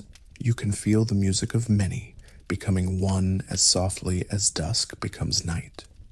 You meet a cat who is not a threat, but a comfort, Schrödinger's sleeping cat. The box is a cradle of maybes, and the cat is simultaneously dreaming and not dreaming until the lid of attention lifts. You do not open the box tonight. You let the cradle rock, allowing both possibilities to hum. Maybe this is the gentlest lesson. Uncertainty can be a lullaby when you stop insisting that every song end on the tonic before you rest. You breathe to a quiet count. Inhale 4, exhale 6, and feel the loom tighten and release, tighten and release. Threads touch threads, and sometimes 2 threads that once crossed never quite forget each other. Entanglement is the love story the quantum loom tells best. Particles that have danced together remain connected across any distance, their states entwined like fingers. Touch one, and the other answers instantly, not by message through space, but by belonging to the same pattern. You are stitched from atoms forged in stars, entanglements born in fires older than memory. Maybe some of those ancient crossings still hum in you, faint, respectful, real enough to feel like kinship with the dark. You soften into the freedom of not knowing exactly. The uncertainty principle is not a scold. It is a promise that reality keeps itself spacious. The more precisely you try to grip position, the more momentum slips out of certainty's grasp. The more tightly you hold momentum, the softer position becomes. This is not a flaw. This is the wiggle room that allows novelty, change, and life. Your mind knows the feeling. When you clutch too hard at one answer, everything else blurs. Loosen your grip, and the world regains depth. Maybe wisdom is uncertainty handled kindly. You bring a barrier into the story, a wall the classical world would forbid you to cross. Your wave self sighs against it, thinning in the forbidden region like breath through cloth, never quite zero, simply fainter, and then, if the wall is thin enough, appearing on the far side with a small smile. Quantum tunneling is permission dressed as poetry. Sometimes the world allows arrivals where the map said no. You recognize this in inspiration that leaps across a stuck place, in forgiveness that appears where anger insisted it couldn't. Thoughts tunnel too. Let one tunnel now, from effort into ease. You return to the loom and watch how interference makes meaning. Two possibility waves meet, and amplitudes add or cancel before the fabric is touched. The pattern you finally see is not the whole story. It is the squared brightness of countless soft meetings. You realize your day was like this, many small maybes composing the visible result. If you could see the amplitudes of kindness you didn't utter, patience you almost lost then found, breath you chose over hurry, you would see an invisible lace supporting the cloth of what happened. Pattern. Always pattern. You let a maybe rise like mist. Perhaps consciousness itself has a foothold in this loom. Thoughts superposed, sketches of intention coexisting, until attention collapses them into sentences, gestures, choices. Perhaps you are the universe observing itself, collapsing infinite possibilities into the single precious thread of your experience. You do not need to decide the philosophy tonight. You can simply feel the dignity of being the knot that ties might to is. You practice a small, quiet measurement that hurts nothing. Inhale and silently ask a question that admits many answers. Where is ease? Exhale and notice the one place it arrives. A jaw unclenching, a shoulder lowering, a thought saying later. Inhale again and let ease spread as a wave. Exhale and allow one thread to appear. Here. Measurement can be merciful when the question is kind.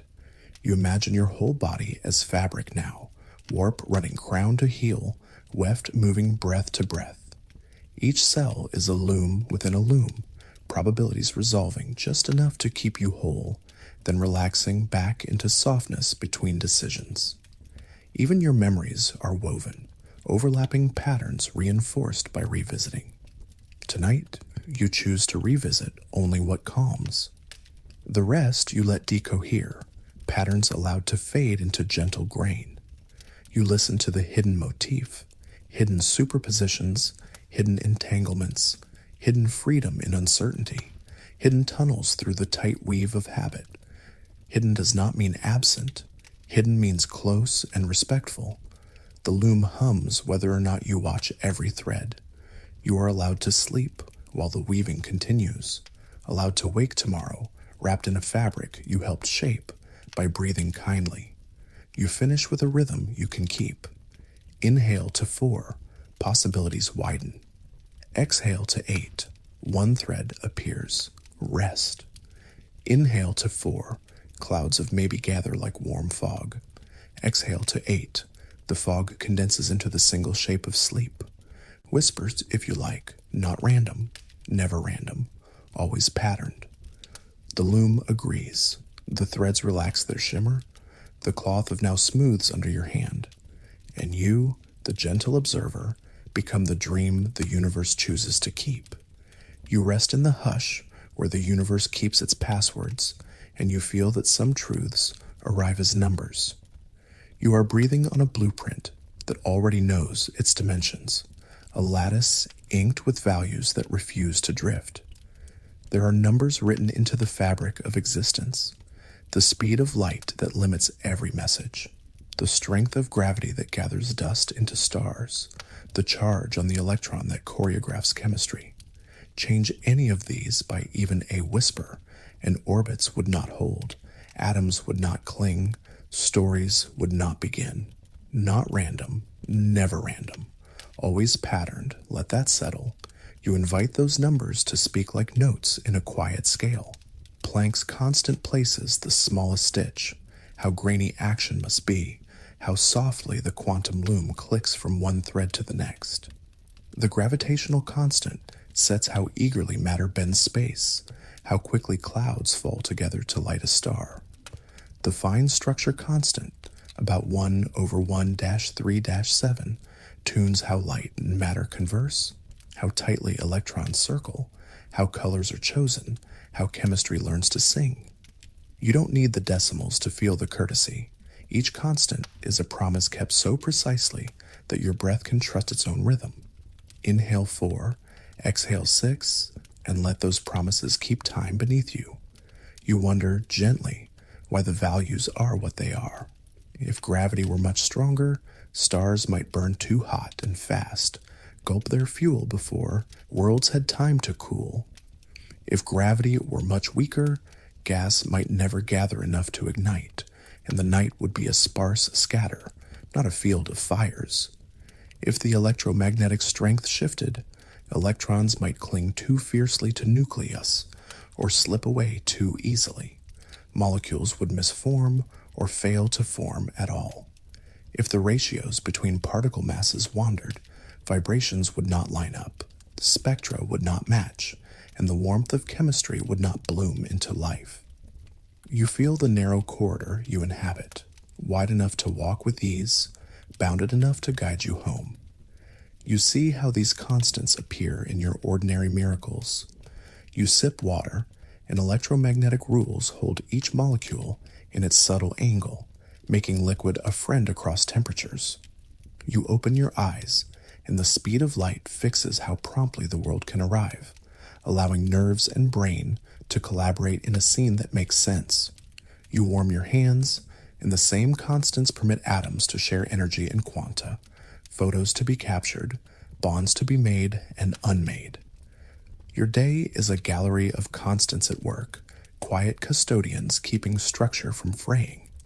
You think of the cosmological constant as a background breath, a faint pressure that instructs space to expand, but not to tear.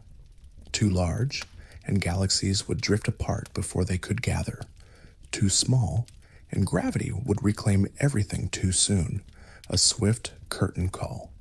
Instead, the value hovers in a sliver, expansion gentle enough to allow clustering, enough time for stars to live, die, and seed heavier elements into new clouds.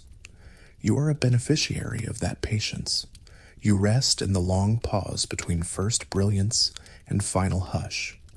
You feel stellar alchemy rehearsing inside your bones. Deep in the hearts of ancient stars, forces of just so strength coaxed helium into carbon through a narrow doorway. A delicate resonance that had to sit almost exactly where it sits. From there, more steps. Carbon to oxygen, oxygen to the ladder of elements that would one day frame your breath. If the strong force were stronger by a trace, or weaker by a trace, those doors could have shifted or closed. Yet here you are, held by calcium that once stood in the cores of suns, thinking with phosphorus lit by their ashes. Maybe gratitude is the only adequate response to such accuracy. You turn to carbon and recognize the subtlety of its gift. You are carbon dreaming it is human, an element just the right size to form four bonds, just the right openness to build chains, rings, sheets, branching architectures that can flex without failing. Its electrons sit at energies that invite partnership but resist collapse, an invitation to complexity that does not curdle into chaos.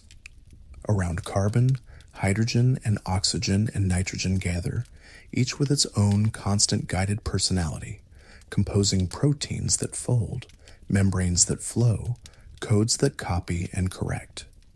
You do not need the tables to feel the rightness. Your body is a cathedral of numbers that found each other beautiful. You let the fine structure constant step closer, not as a lecture, but as a feeling of distance and cling. If it were much larger, electrons would huddle too tight, spectra would skid, chemical diversity would shrink. If it were smaller, electrons would stray, bonds would loosen, structures would fray. At this value, neither greedy nor aloof, light and matter exchange stories at the perfect volume for life to overhear. You are listening to those stories now as warmth on your skin and silver in the dark. You hold the anthropic principle like a smooth stone, simple, weighty, not absolutes, but reassuring in the hand. We observe a universe compatible with observers because we are here to observe. It sounds circular until you let it become a koan. Maybe the circle is a mirror, reflecting the plain truth that your existence filters which numbers you can notice. Maybe there are countless rooms in a larger mansion of possibilities, and you woke up in the one whose furniture fits you. Maybe there is a deeper law not yet named, and these values are not accidents, but the inevitable grammar of reality. You do not have to choose tonight. Wonder is large enough to house more than one story. You look for the constants in your own rhythms so they can comfort you as you rest. Your heart keeps a range, flexible but faithful. Your breath adheres to ratios that soothe. Your temperature hovers in a window where proteins remain elegant folded origami. Small deviations are tolerated. Large excursions are invitations back to center. The macrocosm and the microcosm share this tenderness, stability with room to move, pattern, always pattern. You imagine each constant as a star in a private constellation.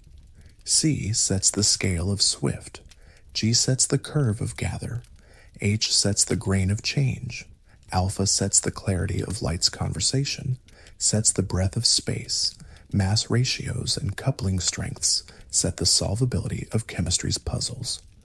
Draw lines between them with your mind, and you get a figure that looks suspiciously like you, structure balanced between stillness and flux, capable of learning, capable of love. You are proof that the cosmos can contemplate itself. You practice a small gratitude that does not ask you to sleep. It simply softens the shoreline where sleep will land. Inhale to 4 and silently thank gravity for holding oceans and atmospheres in place. Exhale to 8 and thank light for arriving exactly fast enough to make nerves meaningful. Inhale to 4 and thank charge for making touch and taste and sight possible. Exhale to 8 and thank the faint expansion for leaving galaxies intact long enough to forge your blood. Let thanks be a conservation law. What you appreciate changes form, but does not vanish. You welcome the hidden motif once more, hidden constants in every gesture, hidden ratios in every breath, hidden thresholds in every synapse. Hidden does not mean secret. Hidden means foundational, so steady you forget to notice. Tonight you notice, and noticing becomes the softest pillow. The numbers keep their promises, whether you count them or not. You are free to set counting down and curl up on the certainty they provide. You close with a sentence that belongs to both science and lullaby. You exist in a universe whose fundamental numbers allow for your existence. This is not opinion. This is the quiet fact that meets you with every heartbeat. It is wildly improbable and absolutely certain at once, the way a single life feels when it recognizes its place among stars. Breathe into that paradox until it feels like home, not random, never random, always patterned. Let that settle, and let yourself be kept by the constants that keep everything. You arrive where shapes can stretch without breaking, where edges soften, and identity persists even as form changes. You are resting on invisible lattices, but tonight the lattice is supple, topology instead of measurement, essence instead of size. You breathe in, and the shape of your attention inflates. You breathe out, and it deflates. Yet through every expansion and return, something about you remains the same. Maybe this is what your body has always known, that continuity, not rigidity, is the deepest comfort. In dreams, you've walked through walls, found rooms that shouldn't exist, taken paths that loop back to beginnings that feel new. This isn't confusion. It's your mind exploring non-Euclidean geometries, spaces where parallel lines choose to meet, where detours become shortcuts, where the shortest route might curve and still be straight in the world it lives in. You sense how natural it feels here, how your breath nods along, in, and the map stretches, out, and the map relaxes.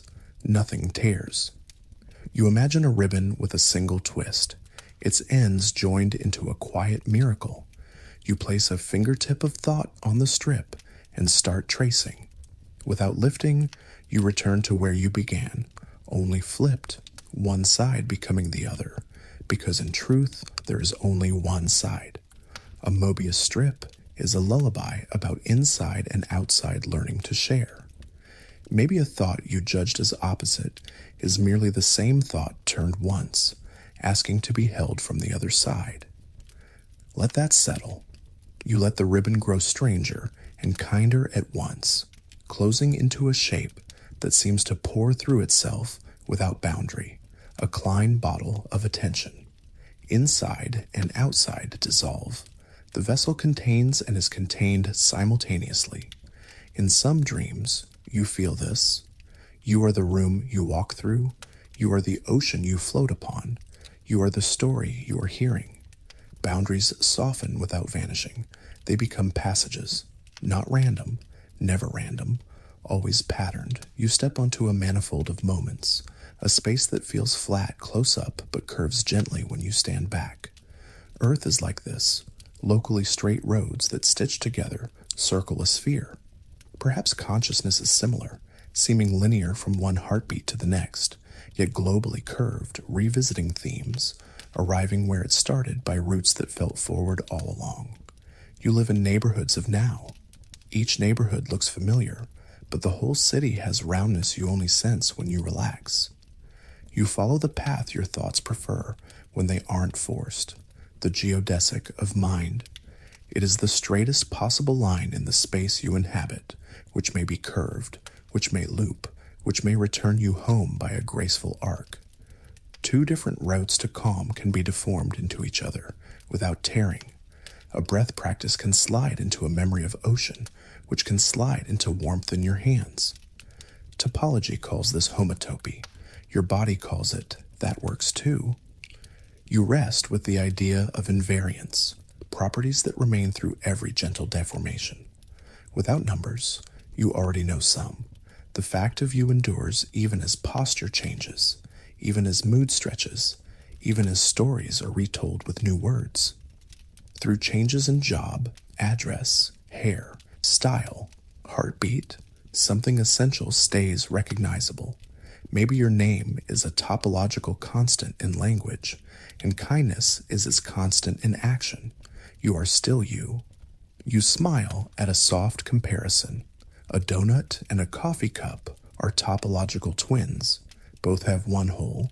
Stretch the cup's handle, smooth the bowl, and you can arrive at a ring without tearing. Your life has holes too, sacred openings that give shape to the whole, loss that taught you tenderness, boundaries that let breath flow, pauses that make rhythm possible. If you tried to erase them, the object would stop being what it is. You honor the openings for the shape they give. You turn toward the brain's quiet architecture and sense how networks carve valleys in the landscape of thought. Recurrent patterns become basins of attraction. Ideas roll there easily because the topology invites them. Memory may not be a fixed dot, but a loop, a resilient curve that persists as the surface flexes. When you dream, you travel along tunnels that waking logic had fenced off. You cross bridges that daylight denies. You discover that two far points are one gentle fold apart. Maybe persistent patterns are the homelands of who you are. You listen as sentences begin to loop. A phrase returns with a twist, like the Mobius track of attention. Ideas fold back and meet themselves, forming a Klein bottle cadence where inside voice becomes outside whisper without a seam. You notice the repetition and feel safer, because repetition is recognition, and recognition is rest. Pattern. Always pattern. Even the looping is a comfort. It tells you the surface is continuous. You let the hidden motif glow softly. Hidden rooms you find in sleep, hidden passages from worry to ease, hidden flips that turn outside into inside and back. Hidden does not mean absent. Hidden means tucked into higher dimensions of experience, angles you don't usually see but can always feel. You give yourself permission to feel more than you can picture. You try a small topological exercise the way a child turns a glove inside out. Inhale and imagine the space of your chest inflating like a sphere. Exhale and imagine that sphere passing through itself without tearing, a gentle eversion of mood. Tension turned to warmth, effort to ease. You do not need to visualize every step. You only need to sense that transformation can be smooth even when shape seems to reverse. You look again at invariance and rest on the most intimate one, continuity. Sleep is not a break. It is a deformation, a soft morph from waking to dreaming, to deep rest and back. No seams, no rips, only a path through states, each locally familiar, globally curved into a night. Your awareness keeps its thread even as content reshapes. Maybe this is why you can wake with an answer the day could not find. The path you took at night reached the same place by a kinder route. You step across a paradox that feels true here. In a non-Euclidean mind, parallel worries can meet and cancel. Distant comforts can be close if you tilt the surface. Shortcuts appear when you stop insisting on straight lines drawn in flat space. You are allowed to bend your rules to fit your topological truth. If kindness gets you there more directly than analysis, kindness is the straight path tonight. You lay a palm over your heart and trace a loop in imagination around your chest, then another loop around your breath, then a loop around your room. Each can be shrunk to a point without tearing, null homotopic circles of belonging. Then you picture a loop around all your days, the big ring that cannot be collapsed because its whole is your life lived. You feel the strength of that non-shrinking. It is meaning, not burden, a structure that persists when everything else flexes.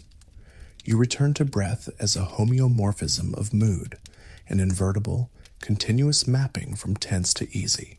Inhale 4, exhale 6, and let the mapping smooth the edges. Your jaw becomes softer, but remains your jaw. Your thought becomes quieter, but remains your thought. The shape of you remains recognizably you through every gentle change. Not random, never random, always patterned. You close with the simplest theorem you can live. Falling asleep is a topological transformation. Consciousness deforms from one state to another without breaking. Boundaries become passages. Rooms you could not enter open softly. Identity is the invariant you carry through. You do not need to force the change. You only need to allow the surface to bend where it wants, to trust that every curve is continuous, that every loop returns you to breath. Inhale, the manifold widens. Exhale, the manifold folds you closer to itself. And in that folding, you discover the room that shouldn't exist, which is only another part of you waiting to be dreamed. Begin where we began, with breath that draws blueprints in the quiet. Inhale, and a hidden plan unfolds. Exhale, and the plan settles into place. We began with the blueprint beneath your breath. Now you know. You are the blueprint, breathing. Every pattern we traced, every symmetry we found, every mathematical truth we whispered has been living inside you, patiently. Maybe you always suspected this. Maybe tonight you feel it. You carry golden ratios and calm disguises, proportions that feel just right because they mirror a language your body already speaks. Your inner ear spirals like galaxies, and your fingers scale in friendly steps. Those numbers are not decorations, but directions. Your lungs branch in fractal generosity, turning a small chest into a cathedral of surface, exchanging air for life with a pattern that repeats and repeats. Your breath matches the universe's rhythm, expansion as invitation, return as reassurance, so intimately that you can feel space widen when you inhale and gentleness gather when you exhale. Pattern. Always pattern, not random, never random, always patterned. Moonlight taught you that laws can be lullabies. The inverse square softened distance into fairness. Interference laced brightness into quiet bands. Waves and particles agreed to share the same evening. You learned to let paradox rest beside you like an extra pillow, both and as comfort. Crystals and orbitals gave you rooms to inhabit, a salt city of cubes, a quartz twist steady as time, electron clouds like probability lanterns. Your body confessed its own crystalline truths, bones that align order with mercy, membranes that become liquid crystal gates, a lens built from invisible agreement, so precise that light passes as if through thought. You listened to the symphony of spheres and recognized your pulse inside it. Ellipses kept time, resonances kept promises, fifths and octaves mapped themselves onto orbits and years.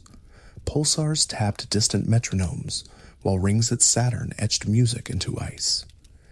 You discovered you were not outside the orchestra. You were a note within it, sustained, necessary, kind. Fractals visited next, lungs to rivers, dendrites to lightning, coastlines to memories. Zoom in and the pattern persisted. Zoom out and it persisted still. Even your day revealed self-similarities, motifs repeating with gentler edges every time you noticed. Curvature arrived like a hammock for the mind. Gravity wasn't a pull. It was a path through a space you were already shaping. Your presence bent the room's geometry by a kindness so faint you couldn't feel it, yet light nodded as it passed. Time flowed a whisper differently from head to foot, and you let that whisper lull you. Acceleration and gravity recognized each other in your drowsy sway. Straight lines turned out to be local truths, and the shortest distance to rest was a curve your attention already knew. Then came the quiet bookkeeper of the night, symmetry. Emmy Noether leaned in to say that sameness guards treasure. Time symmetry kept energy honest, while it changed costumes, effort into healing, thought into dream. Space symmetry kept momentum steady, so stillness could still be alive. Rotation symmetry remembered every spin. Gauge symmetries held your electrical tenderness together, and the grand balances whispered that beneath every necessary asymmetry, a larger fairness still stands. You felt yourself as an expression of symmetry, conservation laws finding a body to sing through. The quantum loom glimmered. Wave functions wove maybes into cloth, and observation tied gentle knots of now. Superposition felt familiar, like the way you can be several selves in a dream until morning chooses a single name. Entanglement became a soft vow between dancers who never truly part. Uncertainty stopped being a flaw and became freedom, the wiggle room that allows newness. Tunneling became the mind's quiet permission to slip through what seemed solid. Maybe you are how the universe observes itself, collapsing possibility into the single, precious thread of your experience. Constants starlit the dark, C, G, H, alpha, lambda, numbers steady enough for life to lean on. Gravity gathered clouds but did not crush the song. Light ran fast enough for nerves to matter. The cosmological breath was gentle enough to allow galaxies to grow. Carbon's forehand openness made you possible. You were and are proof that the cosmos can contemplate itself. Gratitude rose as a natural response, not commanded but inevitable, like a tide that recognizes the moon.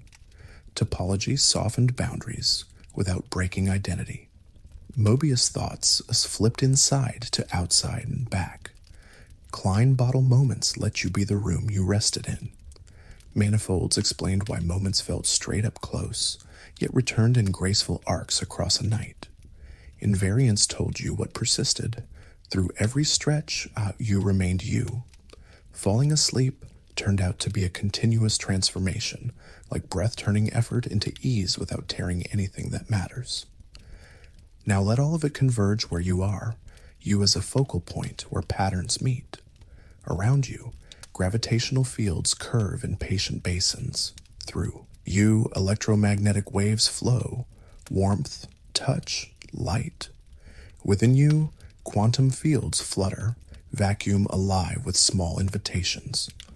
Across you, symmetries conserve what needs keeping. Constants keep their promises. Fractals distribute care. Resonances keep time. Topology preserves your essence, while everything else yields. You are not next to the architecture. You are its most intricate expression. Return to the breathing that opened the door. Inhale and feel expansion echo the universe's first reaching, space itself widening. Exhale and let waves collapse into quiet particulars, choice resolving into rest. Inhale, and the lattice of ribs becomes rings around a planet. Exhale, and geodesics slide you to the lowest, kindest energy. Inhale, and possibility blooms, like interference brightening a screen. Exhale, and only what soothes remains. Pattern. Always pattern. If these patterns speak to you, if you want to wander more hidden corridors of this architecture with me, consider a gentle touch on subscribe. You can leave a quiet note about the patterns you notice in your own life. I'll read it when morning comes. A soft like helps this lullaby find others who need it. No rush, no noise, only when it feels kind. Listen, the promises keep themselves, whether you watch or sleep. The laws do not tire. Symmetries keep their books. Constants stand their posts. Fields hum beneath thought. Ratios keep the beat even when the melody fades. You can rest. You are safe in the architecture. Look once, softly, to the corner where wall meets ceiling. The angle is still perfect. Only now you can feel the cosmos behind it. Notice the moonlight on a surface. Still silver. Only now you can hear the mathematics it whispers as it lands. Feel your breath, still breath. Only now it is the master key that opens every door we walked through. Rest now in the blueprint. Rest as the blueprint. Rest, knowing you are the universe's way of understanding itself. One breath at a time, one dream at a time, one perfect mathematical moment at a time. And as the words thin to almost nothing, let the circle close where it began. Feel the blueprint beneath your breath and become the blueprint, breathing.